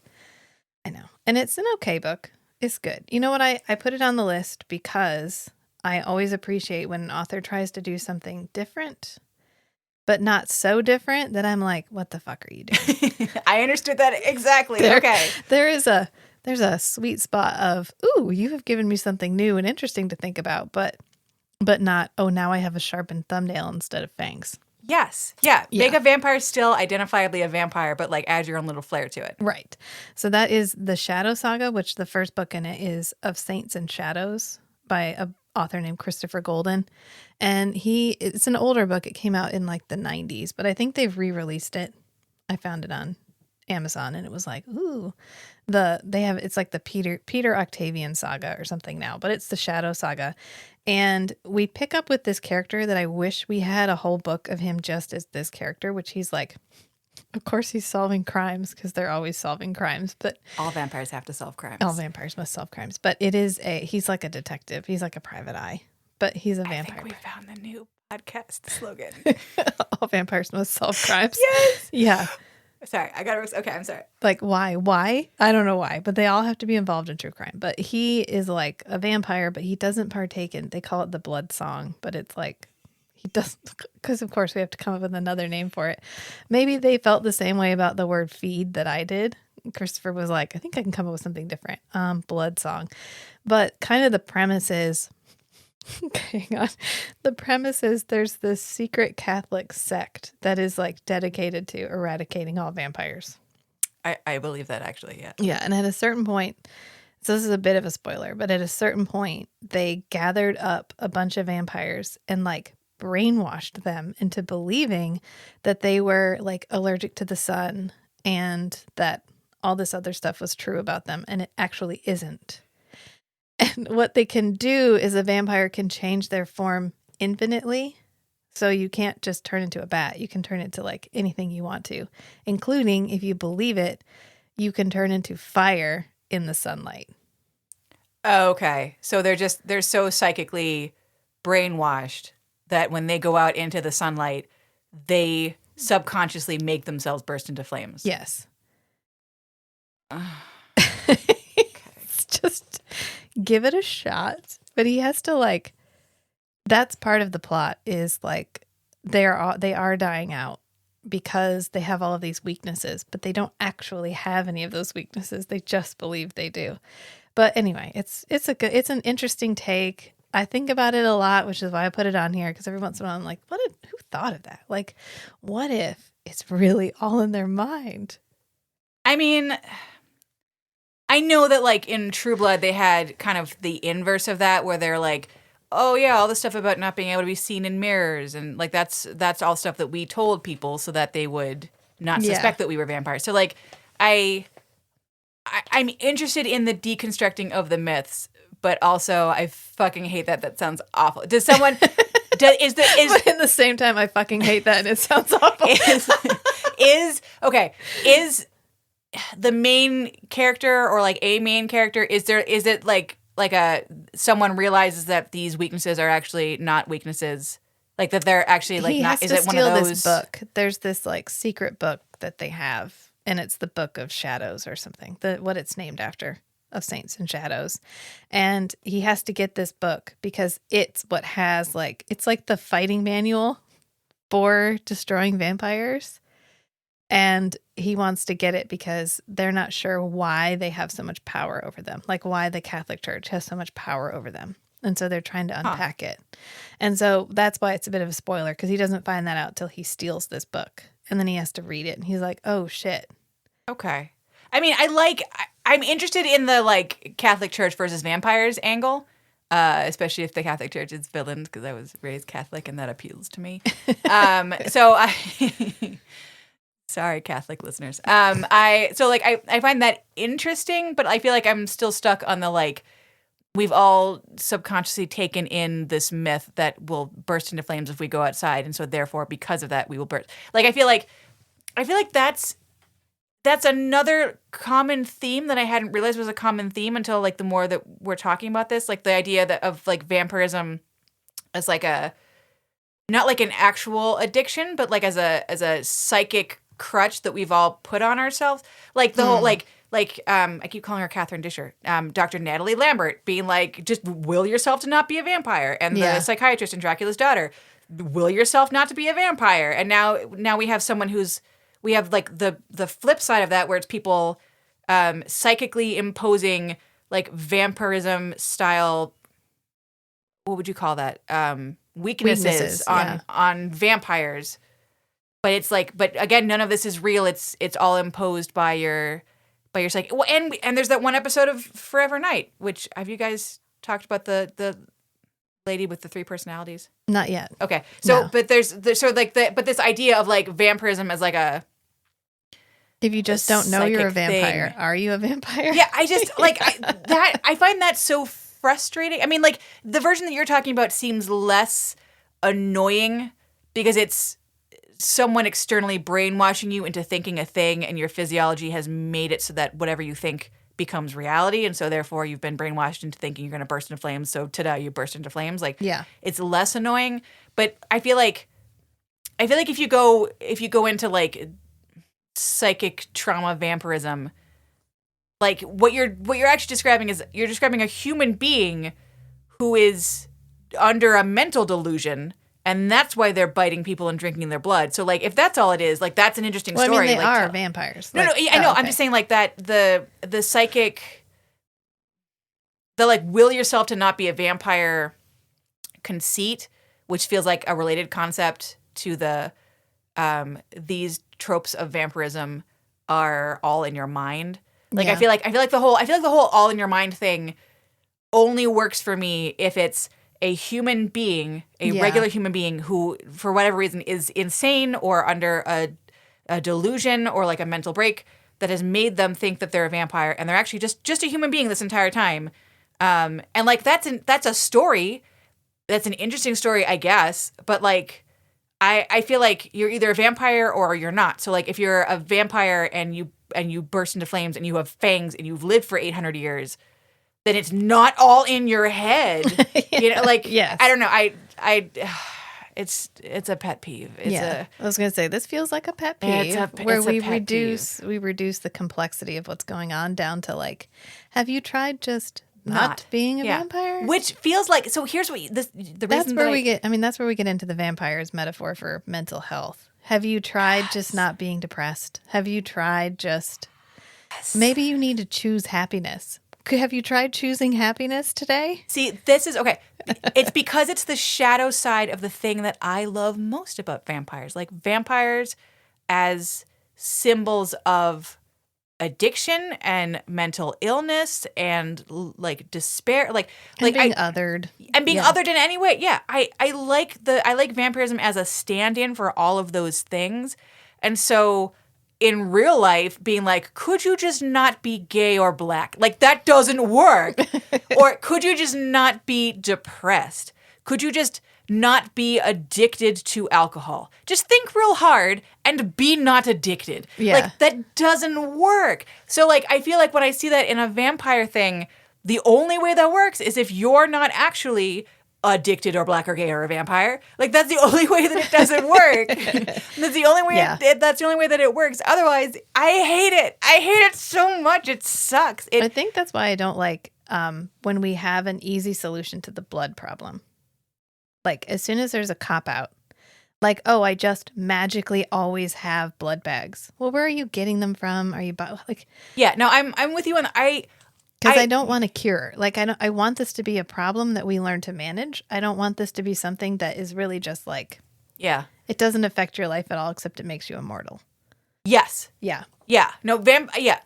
So that brings me back to the other pet peeve. Like, vampires need to be vampires. If you're like, he's a vampire and that's why he lives for a million years, and the only indication of his vampirism is that he lives for a million years, or let's say, to pull something totally out of thin air, if the only indication that you're a vampire is that you have gelled up hair and your skin sparkles, no, I hate it. And you're not a vamp. Where are your teeth? Where's your blood addiction? Teeth? Where's your blood addiction? Where's your sadness and despair? And not just regular Robert Pattinson despair. I want real despair. I want vampires to actually be vampires. And I'm not saying that, like, I mean, obviously there's a million, like, different little tropes that, like, some stories use and some stories don't use. Like, there's a lot to pick and choose from, but there's, like, a core nugget essence of vampirism. And if you don't have that core nugget, then make your character not a vampire. They're a wizard who lives forever. They're a zombie. They're a witch. They're a scientist who discovered something that they could inject in their cells, and now they live for, like, fucking make your vampires and make your vampirism mean something. And I feel like those two things, that's all I want from this life. Why can't That's so hard. Why can't I get that from my vampire pop culture? Yes, it's vampirism so hard. needs to mean something, and the vampires need to be vampires. And, like, I'm tired. So you're number 8. I'm sorry. I went into my soul there and I came out again. No, that's fine. I think that was a good. I mean, I think that's the lament of a lot of vampire fans who are criminally underserved. Criminally. Absolutely. The fact that I can Google, like, vampire movies, like I said before, non-romance, non-horror, and it's literally the same 10 titles, same 10 books, same 10 movies, same 10 same 2 television shows. It makes me feel like the beggar at the feast. Do you know what I mean? Yeah. Like, there are so many vampire movies and they're mostly garbage. There are so many vampire novels, and, like, I'm not against, like, the urban fantasy genre. I think that's a good place to start. But every time I pick them up, it's like, oh, it's a lady in a trench coat with a job, and she meets a vampire, and he's real annoying. Like, I hate it. Dumb. Oh, are they going to get together? Yeah, in this book and every other book, probably. Like, I liked the True Blood books or the Sookie Stackhouse books until after going through 6 of them, I was like, oh, it's the same story over and over, except in this one he's a weretiger, and in this one he's a vampire. And then they added in all the, like, princes and fiefdoms. No, I don't want vampire royalty. I fucking hate vampire royalty. Vampires can't have government. That's another pet peeve. Right. Hard pass. I'm not against the kind of government that's, like, in What We Do in the Shadows, like, where it's sort of like, yeah, they have, like, affinity clubs, or in Moonlight and in, I know there's other shows that do this, where it's sort of like we have a cleanup network, or in Being Human, even, like, where the cops are vampires, or there's, like, enough vampires on the police force that, like, that's how they clean stuff up. Yeah. Like, fine. Yeah, no, they're, like, have an infrastructure, don't have royalty. Like, right. I feel like infrastructure, not government. Like, not. Yeah. Yeah. Don't have a king. Don't have rules. Just have, like, okay. Because it's annoying. Yeah. And I don't know. Vampire capitalism. I don't know why it annoys me so much, but it makes me want to ball up my fists and roll my eyes and go, this is why people think we're nerds. Like, I just. It's because you don't want an external force exerted on the vampire to make them a good guy. Like, I want my vampire, like, free. free to do whatever they want and then choosing to do the right thing. Yeah, but then even a lot of times the vampire society is what's the force on them to make them bad guys, right? Like to encourage them to like stay being vampires and stay being, evil and stuff. But it's still annoying. Like the whole point of this is I want a free character. I don't want a character that like if I'm going to be immortal, I better fucking be immortal and have no rules. I better not be immortal and I have just another president. Someone else you have to pay taxes to. Somebody else to pay taxes because I like vampirism as a stand-in for different aspects of the human condition, I want my vampires in the real world. As much of the real world as I possibly can. And that's why I don't mind. And I like even when they're like, here's the infrastructure that we have so that you don't discover us, because that feels like it supports the real world. Because you'd be going like, oh, surely the hospital would notice that, they put 6 bags of blood in there yesterday and there's only 1 left and they don't have anything on their chart showing where 5 bags of blood went. Like, so I like when it's the infrastructure that supports going, oh yeah, I could see that in real life. Like I like that stuff, but the stuff my principality, like no, like that that takes me out of it, and it takes me out of it from the real world standpoint, and it takes me out of it because it doesn't jibe with the vampirism as symbol. It becomes vampirism as like a high fantasy, and like fuck your unicorns, I don't want them. Fuck your. I don't. Anyways, right, I'm you're sorry. Number 8. You know what? Because I'm being real slow. So my 8 and my 7 and my 6 are kind of. I'm going to roll them together in a fat little ball. Okay. And I'm going to call them my 80s vampire romps. Okay. So, I love that you're themed. It's because I'm not good at numbering things. I don't want to choose amongst my children. Lawyer. I don't do math. Numbers are hard for people like me. So. My category of 80s romps, I have The Lost Boys. Of course. I have Once Bitten, and I have My Best Friend is a Vampire. Oh, yeah. My best friend is, I almost put my best friend, I bought it. I went on Amazon. I was like, My Best Friend is a Vampire. And it was only like $5.99. So I bought it. And then I watched Kronos instead. But I was like. Have you not seen it? My Best Friend is a Vampire? Yeah. I've seen it. Oh, okay. All right. I was gonna have a moment. Okay. No, I have seen it. Yeah, you're like, no, Renee Auberjois is in it. I know. Yeah. So, of course, I've seen that one. Okay. So. You like Once Bitten? I do. So I'm going to be entirely honest. I almost put Once Bitten into the same category as music videos. But then I realized that really... It obviously it's from like 80, I want to say 87.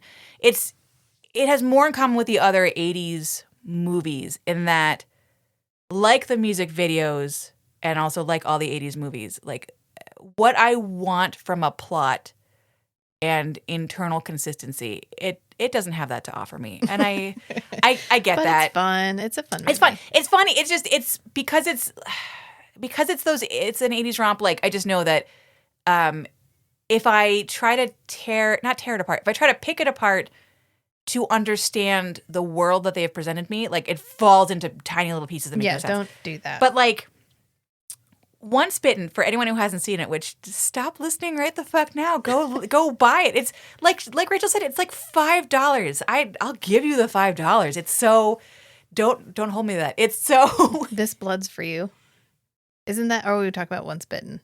My Best Friend is a Vampire. There's the scene where he's going through the montage of like, you can manage your condition. Like you have all these things. Yeah. And he goes, yeah, this blood's for you. And he like holds up his little can of blood. They're all so funny. Like they're funny and they're sweet. And like, it's the 80s. So there's going to be some things where you're like, oh, that didn't age well. So like, just prepare yourself for that.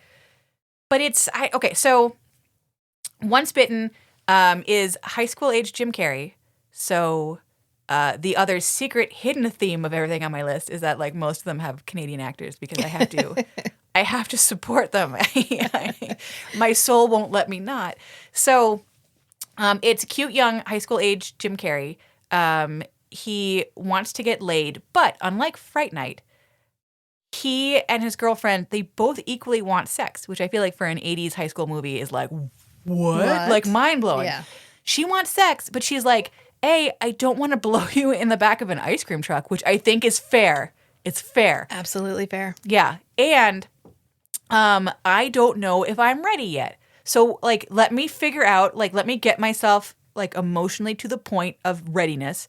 And then I'm cool. I would love to have sex with you. I'm like, wow, that feels so progressive that she's not like, oh, I'm frigid, but like, how consent feels progressive. It does. How do you know you've been watching too many 80s and 90s shows? Well, yeah. But I mean, like, if you go back and watch these things from the 80s, it's either, like, you have to be, like, unwilling, but eventually concede to having sex. That's the sweet spot for women. Because if you want it too much, you're a whore. And if you don't want it, you're frigid. So you have to be like, no, I don't, wink. Like, that's where you have to be in the 80s. Yeah. Or, you know, in, what's that, the movie Revenge of the Nerds. You have to be like in Revenge of the Nerds where you're willing, but for someone who's not the person you're having sex with, which, gross. So, Reap. Yeah. Just awful. Red flaggy. Terrible. So I like, this does feel super progressive, that she wants sex, but she's like, just not yet. Like, let me figure my shit out, dude. So then Jim Carrey and his two weird little friends, one of whom is very mousy and one of whom is like very horny, go out to this weird 80s club, which I'm hoping this is like an actual type of club they had in the 80s, but it seems so foreign to me, just so bizarre, that like maybe it was made up whole cloth for this movie. I don't know. But it's essentially a club where every table has a little tiny telephone on it, and a number, like a 2-digit number. And if you look across the room and be like, oh, the lady at table number 7 seems cute, you pick up your phone, you dial 07, and you're like, hi. And I'm like, in modern times, this would just be people sexually harassing each other over the phone across the room where you could get to watch. Isn't that Tinder? Maybe. Yeah, the one that's like people nearby you. Yeah, I think some of them do have that, like, you know, hook up near me. I wouldn't know. You're like, oh, well. I should know. Yeah. I might know later. I'm going to montage you through these because we're at an hour and a half. I'm sorry. No, it's okay. I know. I'll be faster. I would happily talk about this with you for 5 hours. Could this be a 5-hour episode? We could. What we need to do is just make an entire podcast. I have been saying this for weeks. I don't. But okay, so the basic gist is of Once Bitten is Jim Carrey is hot and cool and young and a virgin, and he would like not to be a virgin, and so his friends take him out to this weird club, which again, like I don't get this whole conceit of like calling random people at random tables because it just seems like it's going to end in a lawsuit. But he meets Lauren Hutton, who plays a character called the Countess, and the Countess has a chauffeur / butler / man around the house played by, I think is it Cleavon Little? It might be. I feel like his name is Cleavon something. Anyways. I remember liking the character. Yes. Well, that's the other thing that felt progressive is so he is clearly not, I was going to say coded. He's clearly a gay vampire, a gay black man vampire who is her like manservant, but he's kind of like her best friend, major domo. He's clearly like above the other. So there's like lesser vampires that she's made who just kind of work for her and mooch off of her. And then there's the Cleavon Little best friend, brings me breakfast in bed, takes care of me, like he's my best guy. And then there's the Countess. So like he's above all these other characters. And he's gay. And there's like some jokes where he's like inside her closet, ha ha ha. But like it's not presented like 80s gay panic. I mean, there are moments of 80s gay panic, which I didn't remember till I watched the movie again. And there's a scene where they're in the shower and a bunch of kids scream homophobic slurs. And I'm like, cool, 80s, way to 80s. But like this character is treated like he is sassy, but sassy's not the wrong word because that sounds sort of like he's a trope. He is like the smartest character in this. Yeah. Like he makes a plan for the Countess to get Jim Carrey because she needs to drink the blood of a virgin 3 times from a vein next to his penis, but apparently not actually his penis because I watched the movie the first time thinking that she was giving him a vampire blowjob. But apparently when I watched it again, it's like, no, she's just in that area and bites him so near the base of his penis that he kind of thinks maybe something happened, but it's nope, no sex, no sex acts. So thumbs up. But he's like, he makes the plan for how to get him. He takes care of the Countess. He makes a plan like at the end when she loses, like how we're going to take care of you. Like he's the one giving orders to all the lesser vampires. Like he's treated like he's not a joke character. And I really like he has like, you know, comebacks. Like he's a funny character, but he's not a joke character. Right. And I really appreciated that. I was like, this feels very modern. And I also forgot that when they're at the very beginning in the club with the weird telephones, they there is a trans character, or possibly just like a man cross-dressing. It's the 80s, so they don't know the difference, and everyone's just everything. But like that character hits on, or I guess is hit on by one of the two like little nerdy friends of Jim Carrey. The little nerdy friend is like, "Oh, are you a man?" And the I was gonna say he, I don't know, the cross-dressing woman or the cross-dressing man. Yeah, the person is like, "Does that matter?" And the kid's like, and then like runs away. And then the character, the possibly trans, possibly like cross-dressing man character, like calls him a sissy, calls the little like teenage boy a sissy. And I was like, that puts you in like this position of power, which I kind of like. Like you're the one being like, oh, like you're not man enough for me. And I'm like, maybe like in the 80s that just read as like this person being the joke, but the way that it plays now is sort of like okay, like you're not tough enough to handle this. And I was like, oh, okay, all right. So this movie, everyone needs to watch it just for the realization, which we all should have had before now, but somehow it always escapes all of us, is that Jim Carrey is such a lithe and fluid figure that of course he's an amazing dancer. Of course he would be. He is all arms and legs and no bones. Of course he would be an amazing dancer. There's a choreographed dance in the middle of this movie. And if you haven't seen this movie, go watch it right now. Go fast forward. You'll see it. They're in a high school gym, and it's Jim Carrey. It's Halloween, and he is being pulled between his girlfriend, who's dressed like Jill, like from Jack and Jill, and the Countess, who is dressed. It's like that thing where a woman wears a man's tuxedo, but it's like sexy, and so there's no pants. It's like a not a onesie. What do you call that thing? Like a bathing. What do you call those things where it's like a bathing suit, but it's not a bathing suit? Like a spandex. No, a dancing like a leotard kind of. Yeah, a leotard. Yeah, so she's got like a tuxedo leotard combo with like a top hat, and she's got her long Cruella de Vil's cigarette on a stick situation going on.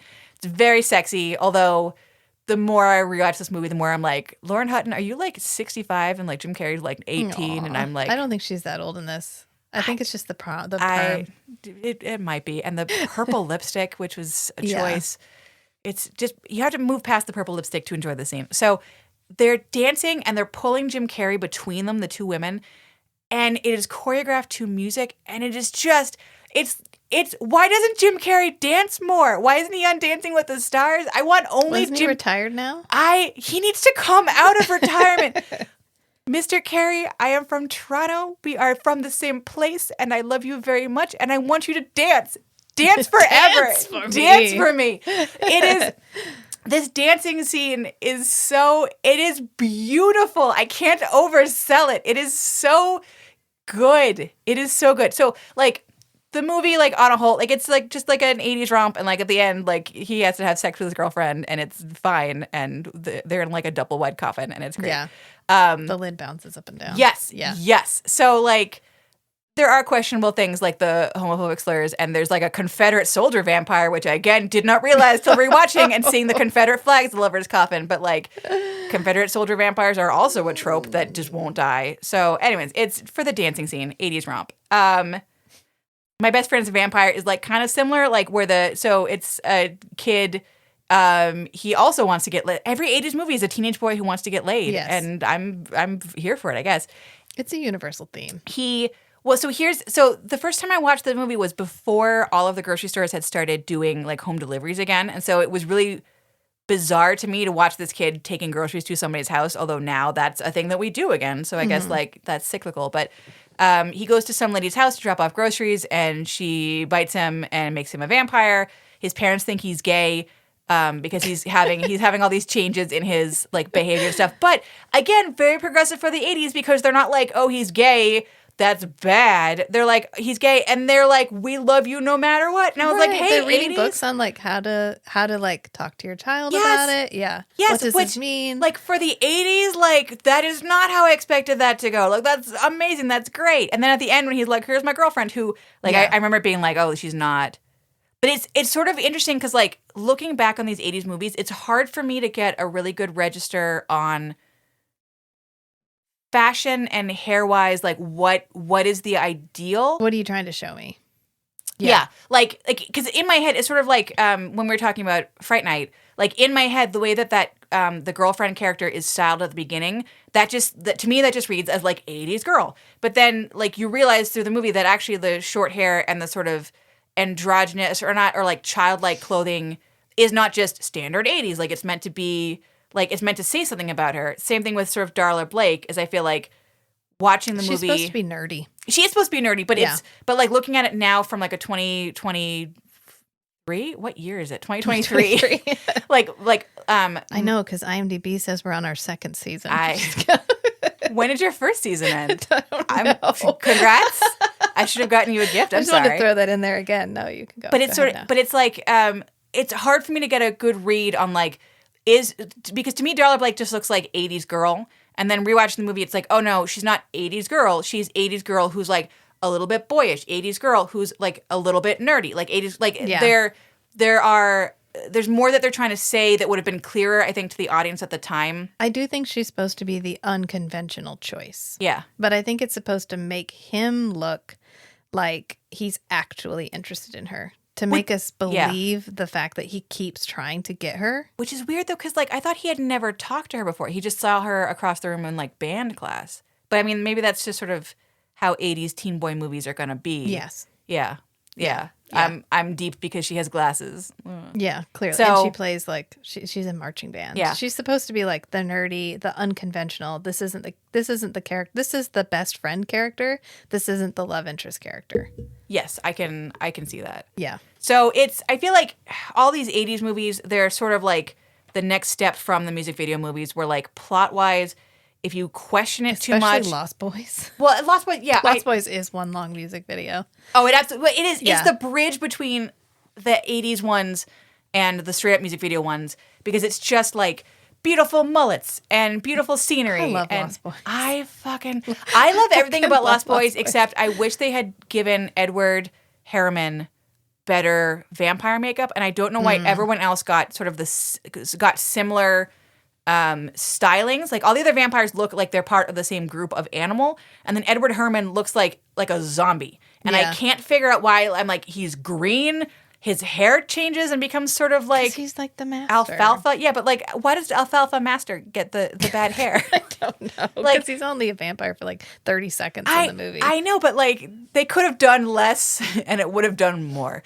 But like I like Lost Boys because it has the thing that I really want in my heart, which is a hot, horny, bemulleted vampire who doesn't want to be a vampire, and it has one of my I'm gonna say good time button push themes, which is scenes where you have the scene of the vampire being like, "Don't let them see me. Don't let them see what I look like," and I'm like, "Oh, yes." I think we can all, you're like fanning yourself. I think we can all agree that like, "Don't look at me, I'm a monster" scene is like, yes, please. Why does that get my soul so much? I am such a simple animal, but like that scene where it's him and, is it Star is her name, right? The girl? Yeah. Who became the wife in that sitcom with Mark Addy.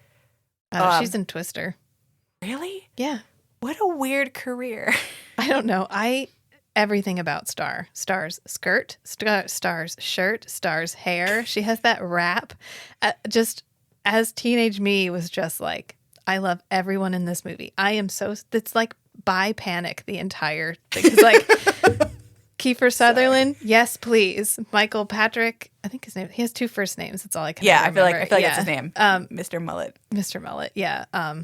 Michael. I also love that he's clearly like 37, an 18-year-old. It's fine. I don't care. Star, great. Like the whole was just like, I love this movie. It is a very sexually releasing movie, and but again, like because it's that 80s / music video movie, it's one of those where if you spend more than 12 seconds going, wait, what happened and when and who did you don't? Yeah, don't like. It's fine. Yeah, I'm still not even sure if like that little boy is actually Star's like biological brother. No, he's just like another. Yeah, see, I don't know the story of this movie.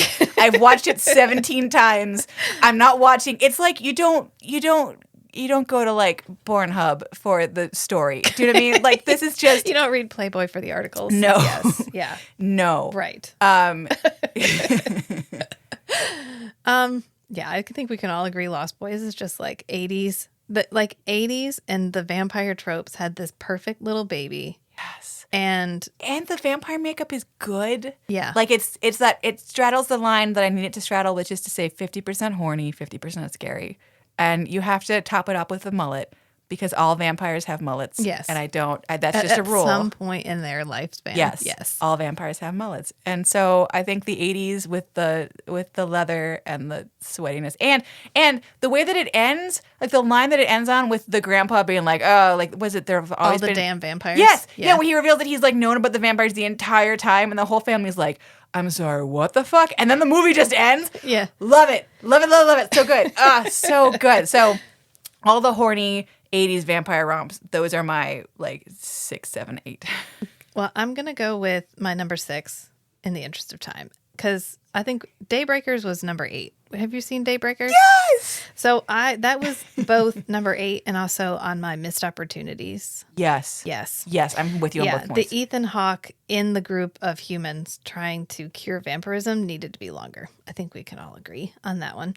But interesting take on how to cure vampires. And then the new Interview with the Vampire was really good. The new television show. I forgot to add that to my list. Yes, that show is so good. The subtext is for fucking wussies. These two dudes are together and their bullshit is amazing and you are going to love every second of it. Yes. I like that the new racial angle to it. Yes. Like instead of him being a guy that used to own slaves, he is a black man trying to run a business in the 1920s, right? Or 30s, I think. Yeah. Yeah. So like I think that adds so much to it because again, vampires with subtext, vampires with like this other thing that it represents. So like you're racially othered and also P.S. you're gay, which you've got two things that like historically have not really meshed well together, like culturally in American society.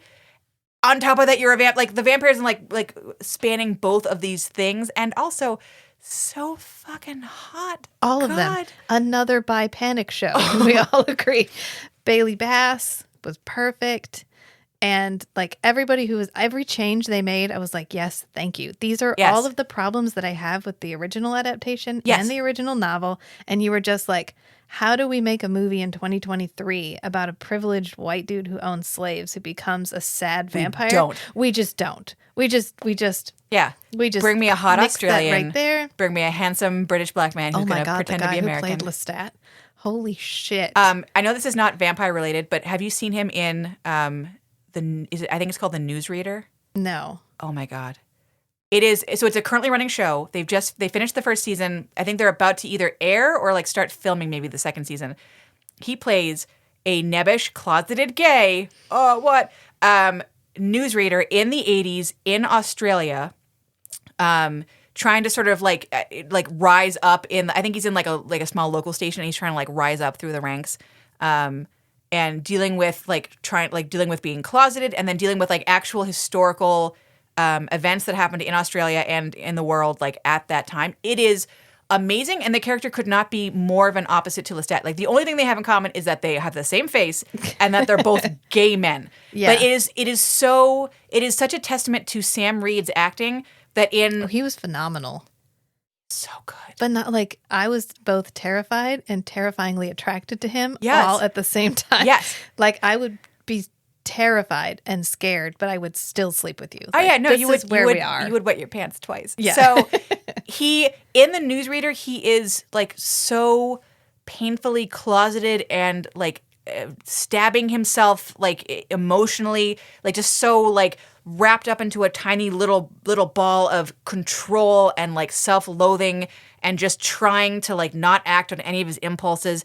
Versus the Lestat character, who is the exact opposite of I will do whatever the fuck I want, and I'm horny, and I'm beautiful, and I'm going to murder people, and it's great, and like it is such a testament to his acting ability that he is able to embody those characters so fully.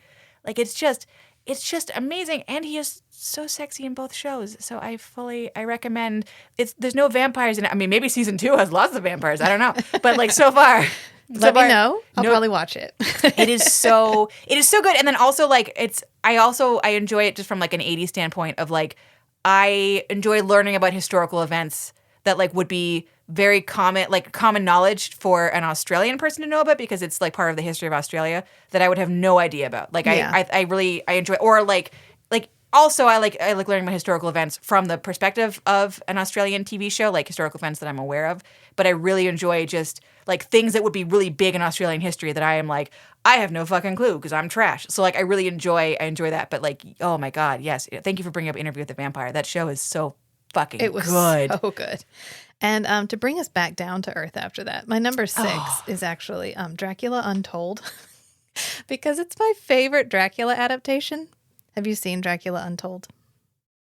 I think I've seen like 10 minutes of that movie. Early 2010s.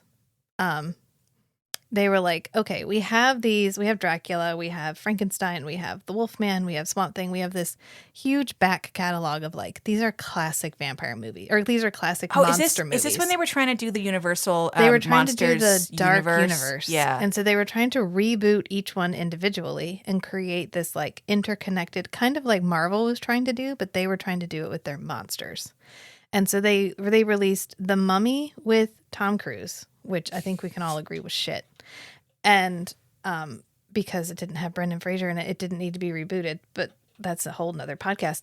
And then they did Dracula Untold, where they were like, what if now, hold the phone, what if Dracula is a superhero? Like, what if all of the things he can do makes him a superhero? Wouldn't that be cool? And so you get the Dracula character. I'm listening. I'm just waiting. Okay. You get the Dracula character who, in order to save his family and save his kingdom, makes like a deal with the devil, expecting that he'll be able to save them and then he'll be able to like get out of it. But he ends up not being able to get out of it. Okay, that's like a compelling. I like the self-sacrificing vampire trope. Yeah. Anyways, so I like the self-sacrificing person becoming a vampire trope. Right. I will buy that. And this is on here for like the missed opportunity because it's only an hour and a half long, which if it had come out right now in the heyday of streaming, you could create a dark universe television show where we have these little 1.5 hour movies. Like this one is Dracula. This one is Frankenstein. This one is the Wolfman. This one is whatever. I would watch that. And we could weave all of those together throughout the course of like 12 episodes and create this really cool finale where they're all interconnected. But because we tried to release them as like blockbuster movies, and Dracula's not a blockbuster movie in the way they want it to be, they just scrapped the whole thing. So we left, and like there's a really cool cliffhanger at the end, but we're left with this like, this could have been a really intense and cool character. This like, I only became this way to save my family, and now I'm stuck like this forever. No, that's such a compelling concept to start from. So it makes it even more disappointing if like the execution fails. Because you started with something that I was like really here for. Yeah. I want to watch that now. I mean, I will prepare myself to be annoyed, but I want to watch it. It was good. I like it. Like it's not a deep movie. It's not a complex movie. It's not one of those movies where you're like, I feel emotionally changed. You're just like, okay, the main character's hot. The main character is a vampire. Check and check. He's tortured. Doesn't want to be what he is. We get the like, I'm really hungry, but I can't give in to my whatever scenes. Right. Exactly. Exactly what we want. But we didn't get the payoff. We didn't get more of the character. Yeah. So having something that hits all the points and like doesn't actually get where we need to go.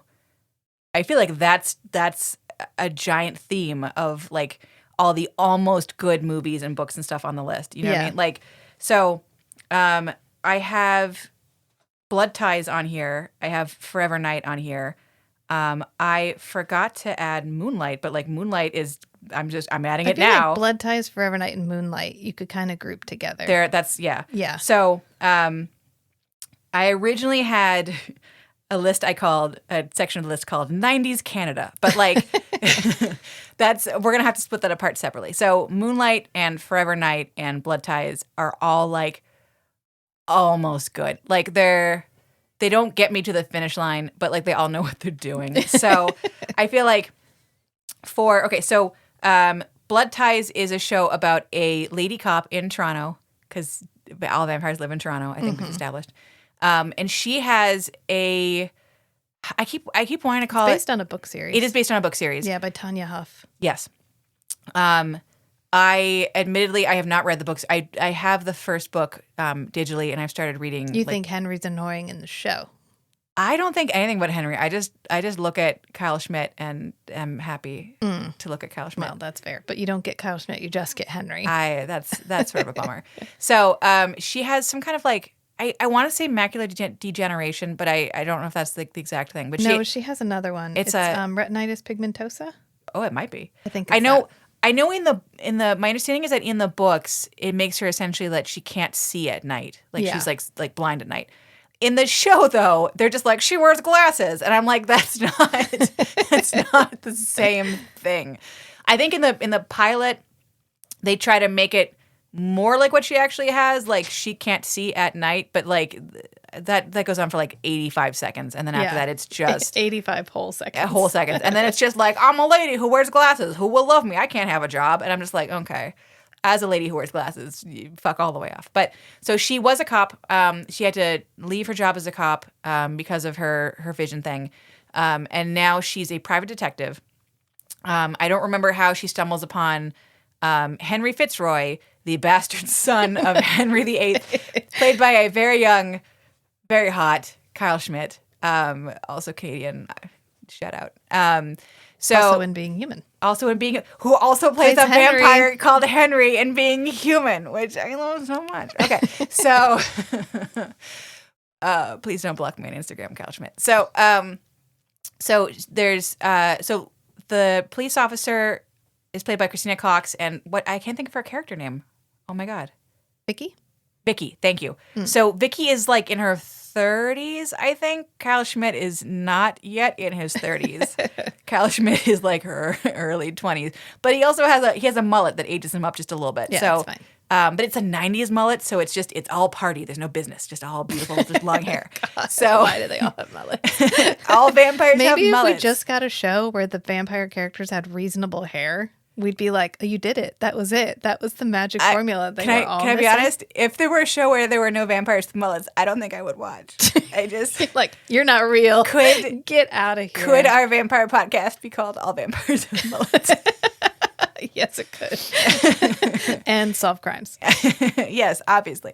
So he's like in his 20s, but he's actually, like 400 years old as the dead bastard son of Henry VIII. And then there's a cop who is still a cop. Oh my God, why can't I think of his name either? I can see his stupid face. That's fine. It doesn't matter. He's like a former flame. Yes, well, former and like maybe future. What? Yeah. Kind of. Salucci? Mike Salucci. Yeah. God, good job, brain. Okay. So he's like in his 30s, 40s. She's in her 30s, 40s. And then the vampire's like 21. So if you think about that too hard, you're going to feel like you're watching a sex crime when you watch the episodes. But so just push past it. And then Vicky has an assistant who is a goth woman who is... I love her. Corinne, right? Corinne. I think it's Corinne. Corinne. Something like that. I don't know. Yeah, I love her anyway. She's great, and her name is confusing. And she is a goth. And you meet her in the first episode as a college student, but she's like 35. So she's just a 35-year-old woman with a lot of black makeup. Like that's just that time period. Every actor, it's like Grease, like the original Grease. Yeah, she is. Yeah, they're supposed to be teenagers. They're all like 45. Yes. Yeah. Yes. So don't think. I mean, it makes like all the sexy crime stuff like a little less upsetting if you just pretend that they're the age that the actors are. Because we're coming off of, is it Brooke Shields in the Blue Lagoon? Legend of the Blue Lagoon. You've never? I don't have any cultural understanding of the question being asked. God. I know who Brooke Shields is. It's a super controversial movie because she was in it when she's like 14. And she's in it with like the it guy of the 80s whose name I can't remember, but they like get stranded on this island together. Is she like over-sexed up, but she's an actual child? She's an actual child, and they end up like together. And the director was trying to like up the chemistry, so he was trying to get them actually together. Oh my God. And so he would leave like photos of her in his dressing room. Is the director in prison? I think she testified against him. I think it ended up in court because it was basically like, it is wildly inappropriate for A, this character to be portrayed like this on screen, and B, for the actor to actually be that age. Because they're first cousins. They end up sexually active in the movie. Then they have a baby together. Anyway, that's one. Oh my God. And there's like so much nudity. Like, okay, so I mean, if my only options are sexed up child or adult playing sexed up child, I guess I'll go with adult playing sexed up child. Yeah. Yes, that is the better option. Yeah. For sure. So in Blood Ties, they like solve crimes together that need the help of a hot 21-year-old vampire. And Vicky is torn between her hot 21-year-old vampire and her also very hot, do not sleep on him, played by Dylan J. Neal. Yeah. Very hot. Mushroom haircutted 90s cop. It's the Heart of mushroom Gold cop. cop. Yes. Yeah. Julian Sands is in it too. He's in like 2 episodes. I know that name. I don't know who that is. He played in Warlock. You're just saying words at me now. He also played in another movie called Vampire, which I hate. That's another pet peeve, is the generic vampire titled vampire movie. Like, then I'm never going to be able to find it if I just Google it. Yeah, Julian Sands, he just died. He went missing. Like, he went hiking and went missing, and they found his remains like 3 months later. Oh my God. But he was in it. He's in the arc where like Henry gets captured and he has the like son. Oh, thing. is he the like the rogue priest or whatever? Yeah, the rogue priest guy. Yeah. So it's not like, okay, it's the 90s and it's a procedural. Early 2000s. Oh my God, it might be the early 2000s. Yeah, I think it's 2007. Because there's emotionally is the 90s. There's another Blood Ties television show that they tried to have a pilot for, which is completely unrelated to the novels, which is actually under my missed opportunities list. And it came out in 1991. And it's Blood Ties, but it's, again, unrelated. And it's like there is a whole group of people who are vampires, but they're not like mystical vampires. They're like people with what I guess you could call it a disability. I don't know. They're all like genetically similar, but they're similar enough to humans that they can kind of live with them. I'm not describing this well, but the funniest part is they call themselves Carpathian Americans instead of vampires. Okay, I was with you up until you said that. I was so going to watch every episode of the show, but the second you say Carpathian Americans, yeah. No. Okay, well. It's worth it just for the funny, like, yeah. You gotta watch it. I still kind of want to watch it. So, the Blood Ties, the non-Carpathian American version. Yeah. You're right, it is definitely the early 2010s, which look, it's 2007. Time has not moved for me, so I think anything that happened before today was the 90s. That's how I live emotionally. Yeah, it's fine. So, they solve crimes. There's a love triangle back and forth. Goth girl is into vampire boy, but that never goes anywhere. The vampire makeup is very good and very horny. There are lots of sexy romps. It is not as weird as you think it would be to watch a 21-year-old and like a 35-year-old lady make out. So like, do with that what you will. Yeah, roll with it. There are many silk sheets. It is not, the writing is not great. The vampire, he is supposed to be, I think in the books he's like a novelist, but in the TV show he is a comic book writer, a comic book artist, I think. Yeah. Yeah. So that comes up like every 17th episode. Some versions of finding this online will say that there are 2 seasons. Sometimes they just say it's one really long first season. There's some like confusion between when it was first aired in Canada and then when it came to the States on Lifetime. They end the first season / second season. They end the whole show on an awful cliffhanger. Yeah. And then nothing ever happens. The show gets canceled. So, you're going to have blue balls at the end of it. But like, it's one of those shows that like doesn't ask too much from you. Like there's like demons it's sort of like Buffy, where like every 4th episode, it's like, oh yeah, now there's a demon. Yeah, there's a monster of the week. Yeah. Yeah. And they don't expect you to like, there's not a lot of world building around it. Like they don't need you to know too much.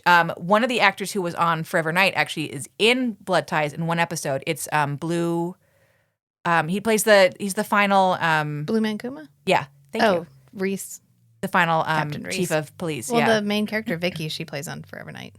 That is true. She has 2 cameo episodes, right? One where she's Joan of Arc. And then she's gives a cop, Skanky a ticket. Yeah. Yeah. Oh, that's Skanky. So it's like, it doesn't ask a lot from you. There are sexy scenes. I like it because it's my Canadian cop show from the early 2000s. What's your number one? So do you have a one? Is it 1A, 1B, 1C? You know what? Okay, so I had my 90s shows, right? So I have Forever Night, which I fucking love, but disappointing ending. Blood Ties, disappointing ending. Moonlight, no fucking ending, No ending. but it knows. Moonlight had all of the, like, it hit all of the, like, horny vampire buttons. We were about to get good. Like, the cliffhanger is right where I wanted it to start. Okay, go ahead. 2 hours of hot garbage. Okay, so I've got my 90s ones, right? So I've got Blood Ties and Forever Night and Moonlight, where they know all the buttons of, like, okay, vampire who doesn't want to be a vampire, and we're going to have them, like, feel bad about themselves, but, like, be horny, but be sexy. I'm like, okay, good. Yes. So, like, they hit all those buttons, and then you get to, like, the ending of the program, and I feel like they don't stick the landing. There's not a lot of consistency in, like, world building, if there is any world building, and you just end up sort of blue-balled and sad. But, like, the experience, I like it. There are mullets. There are beautiful vampires. Like, I'm here for it. Then I realized while making this list that the ones that I like, that, like, sit in my heart, in the little cavity in my chest, the ones that make me feel good are the sweet and funny and gentle vampire shows. The ones where, like, where there's, like, a little family. So, Dracula the series, which also has Grant Wynn Davies in it. Yeah. As the turned vampire son of Van Helsing. And I can't even okay, no one is going to watch this show, but I need someone to watch this show because it is admittedly a show meant for, like, 10-year-olds. The main characters are I think the boy is, like, 10, and then his brother's maybe, like, 16, and then there's a girl who, as an adult, goes on to play on Vampire Diaries as, like, the aunt, but she's in this, I think she's maybe, like, also 16. It's set in somewhere in Eastern Europe. I think they maybe give it, like, a fake country name. I'm trying to remember, but they film it in Liechtenstein. Okay. So it's like a half Canadian, half Liechtenstein TV show, which is great. There should be more of those. So setting wise, it's beautiful. The guy who plays Dracula, I thought he was doing a weird accent the entire time. It turns out that's his normal speaking voice with just a very slight accent added on top of it. So I feel very bad. His name is Geordie Johnson, I think. Also mullet cut because it's the 90s. Yes. And then so all the kids go and they stay with is he Van Helsing? No, he's like the old man. He's like their uncle. I keep calling him Van Helsing. Wait, no, is it Van Helsing? Oh my God. Anyways, the old man. So they go and stay with the old man who is, like, related to them somehow. He's like their great uncle, whatever. And then there's, like, vampire stuff, like vampire hijinks, basically. It's like one of those, like, Mystery of the Week shows. But here's why I say don't sleep on it. Okay. When the show has the kids and you're focusing on the kids, it's like Scooby-Doo Mystery, whatever. It's a YTV show made for children, whatever, dumb. The second that it is just the adult vampire characters on screen, they are all Shakespearean ham actors. I cannot. They are, it's true. Yeah. They are all Shakespearean hams, and they know that the camera is on them and that there are no children to distract.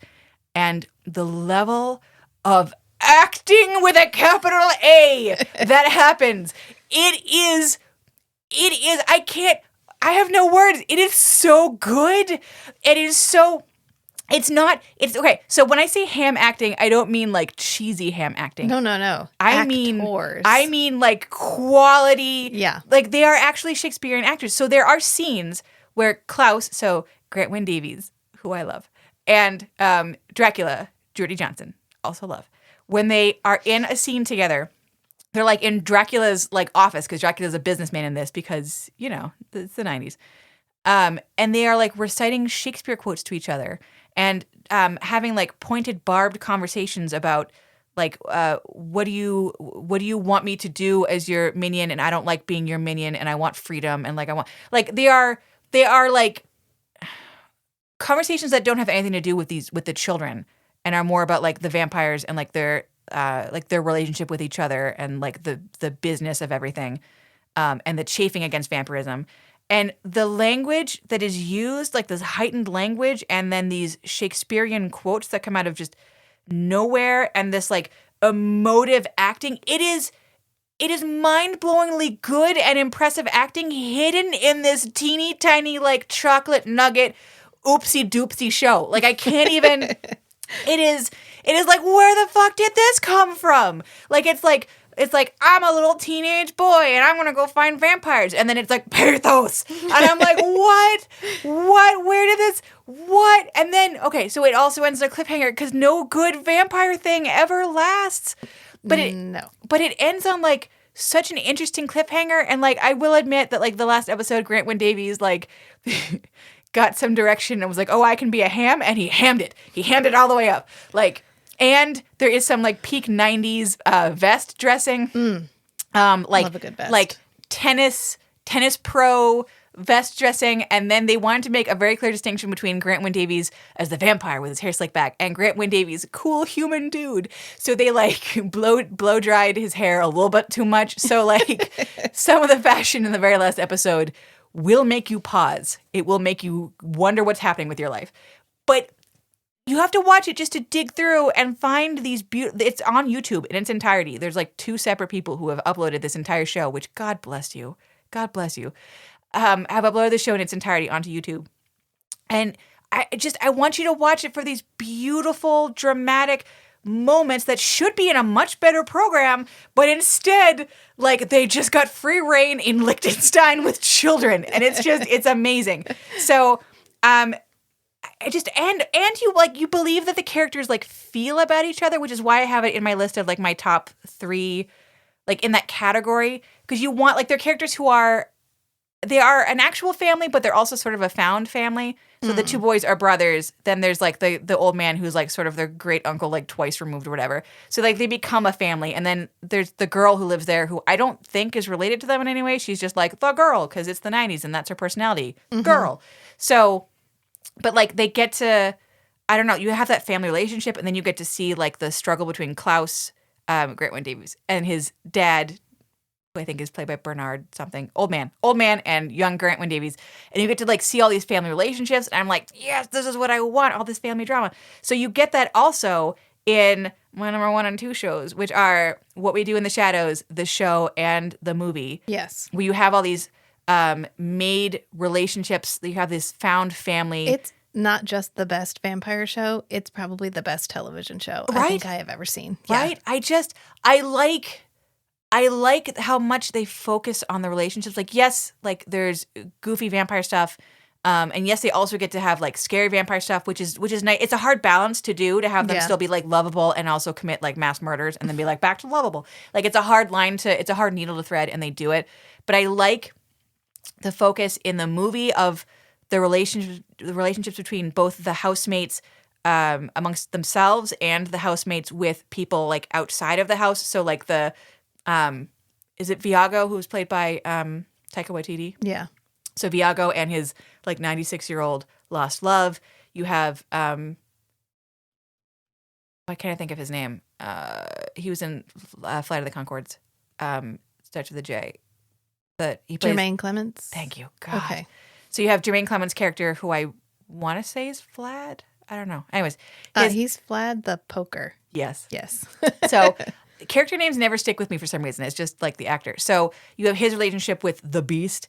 You have the housewife familiar who becomes a vampire, and Nick and the guy that turns them. Is it Duncan? Yeah, I think it's Duncan. So you get like all of these different relationships, and it's not just like. And even the Nosferatu guy. Yeah, Peter. Yeah. So you get these characters that feel 3-dimensional and fleshed out, who have wants and needs, and some of those wants and needs are related to like they want and need other people, and you get to see them like interacting with people and their vulnerabilities and them like working together and like caring for other characters. I feel like it shouldn't be rare in modern television, especially not in like genre stuff, to have characters that care about other people and you can see them care about other people outside of like a sexual relationship type character. I don't know why that's so rare, but like you get that in what we do in the shadows in the show and the movie. And I feel like it was less in the show until recently, until the finale. I don't want to spoil anything for anybody, but the 2-part finale of what is this, the 5th season, I think? Yeah. So good. So emotionally resonant.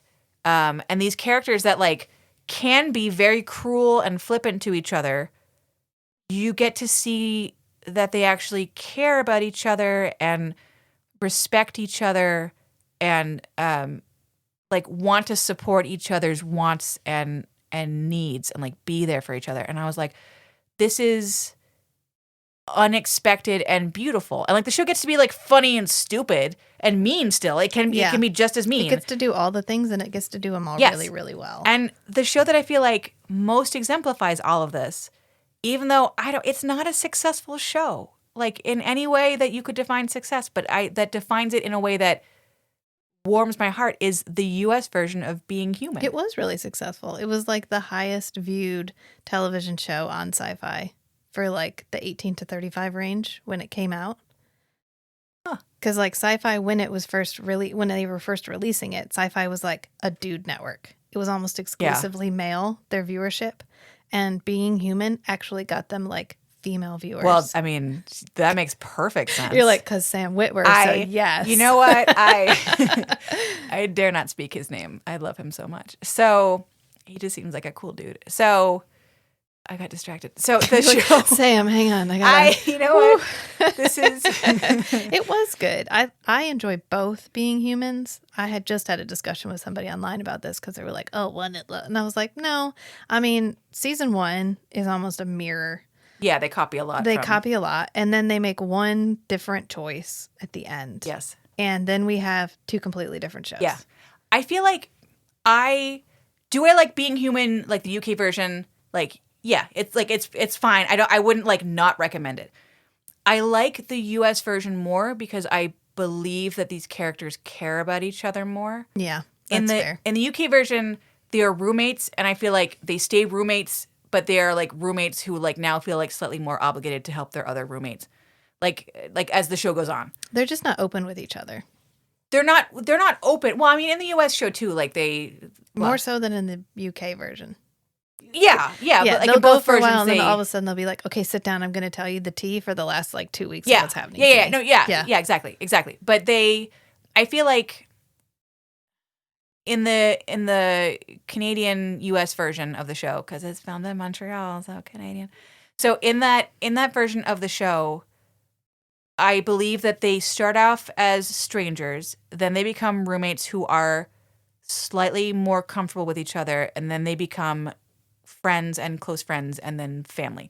Like I feel like you can see that progression of these people kind of weaving around each other. And like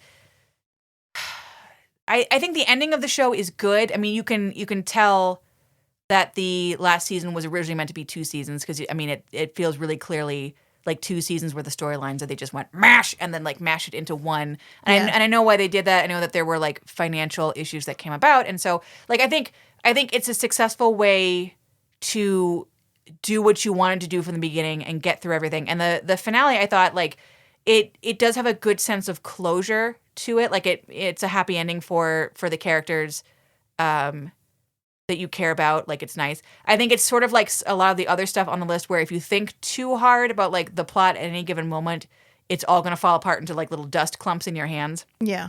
I think some of the seasons are less successful than others, like because there is a season where they're like, oh, like the vampire royalty shit, and I'm just like, ugh, pass. But like, I like this show because for me personally, like it helped remind me of the healing power of friendship. And I know that sounds like a My Little Pony thing, but like reminding yourself that like you can have a found family and you can reach out to them and rely on them, and they can reach out to you and rely on you, and that's not like being a burden. That's friendship. That's what friendship is. Like you can do that. Like you can reach out to people and have people there for you, and that's an acceptable thing. Like I feel like that show helped open that door for me, helped remind me of that that you like, that it's not like, well, if I talk to someone like that's going to be bothering them, I'm going to be a burden to them. Like, I don't want to. It's like, oh no, these people are very fucked up, and what do? Like, they rely on each other. Yeah. Like, I feel like the fact that the actors seem like they were friends behind the scenes, like that really comes through, and it feels very, very real in that way. And it has the thing that I like the most, which is they're not just monsters because they're monsters. Like, their monstrousness represents part of the human condition. So, Right. like, the ghost is disconnected from everybody. She is depressed. Like, the werewolf is full of anger that he can't control, and that scares him. The vampire is played like a heroin addict. So, like, thumbs up. Like, that comes across really clear. Like, I think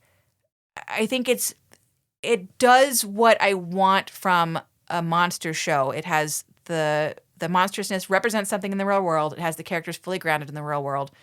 And it has this found family as a response to all these monstrous things. And, like, you're not going to fix vampirism and werewolf is a lycanthropy.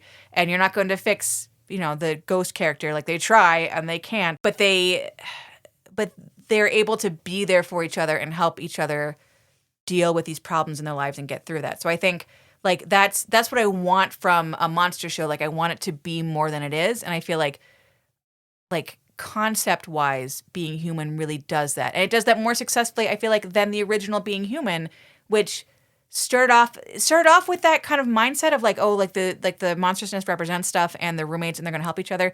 And then it really veered off into, like, Monster of the Week, more of that, like, genre TV thing. And then when all the main actors, like, leave and the new actors come in, like, they're still good actors and they're interesting characters, and I still like the world, but, like, the stories that were being told were just not as interesting to me. Yeah, it lingered a little too long. Yeah. Yeah. Yeah. Like, I feel like the vampire character, the second vampire character that they had, the one at the end, Prince Hal, I think, in the UK version, he had some of those things that we have on the US version where, like, his vampirism seems like it's meant to talk a little bit about his mental and emotional condition, and then he has kind of like a split personality. So, like, I feel like they were like almost getting to that place with that show, like, where they were having it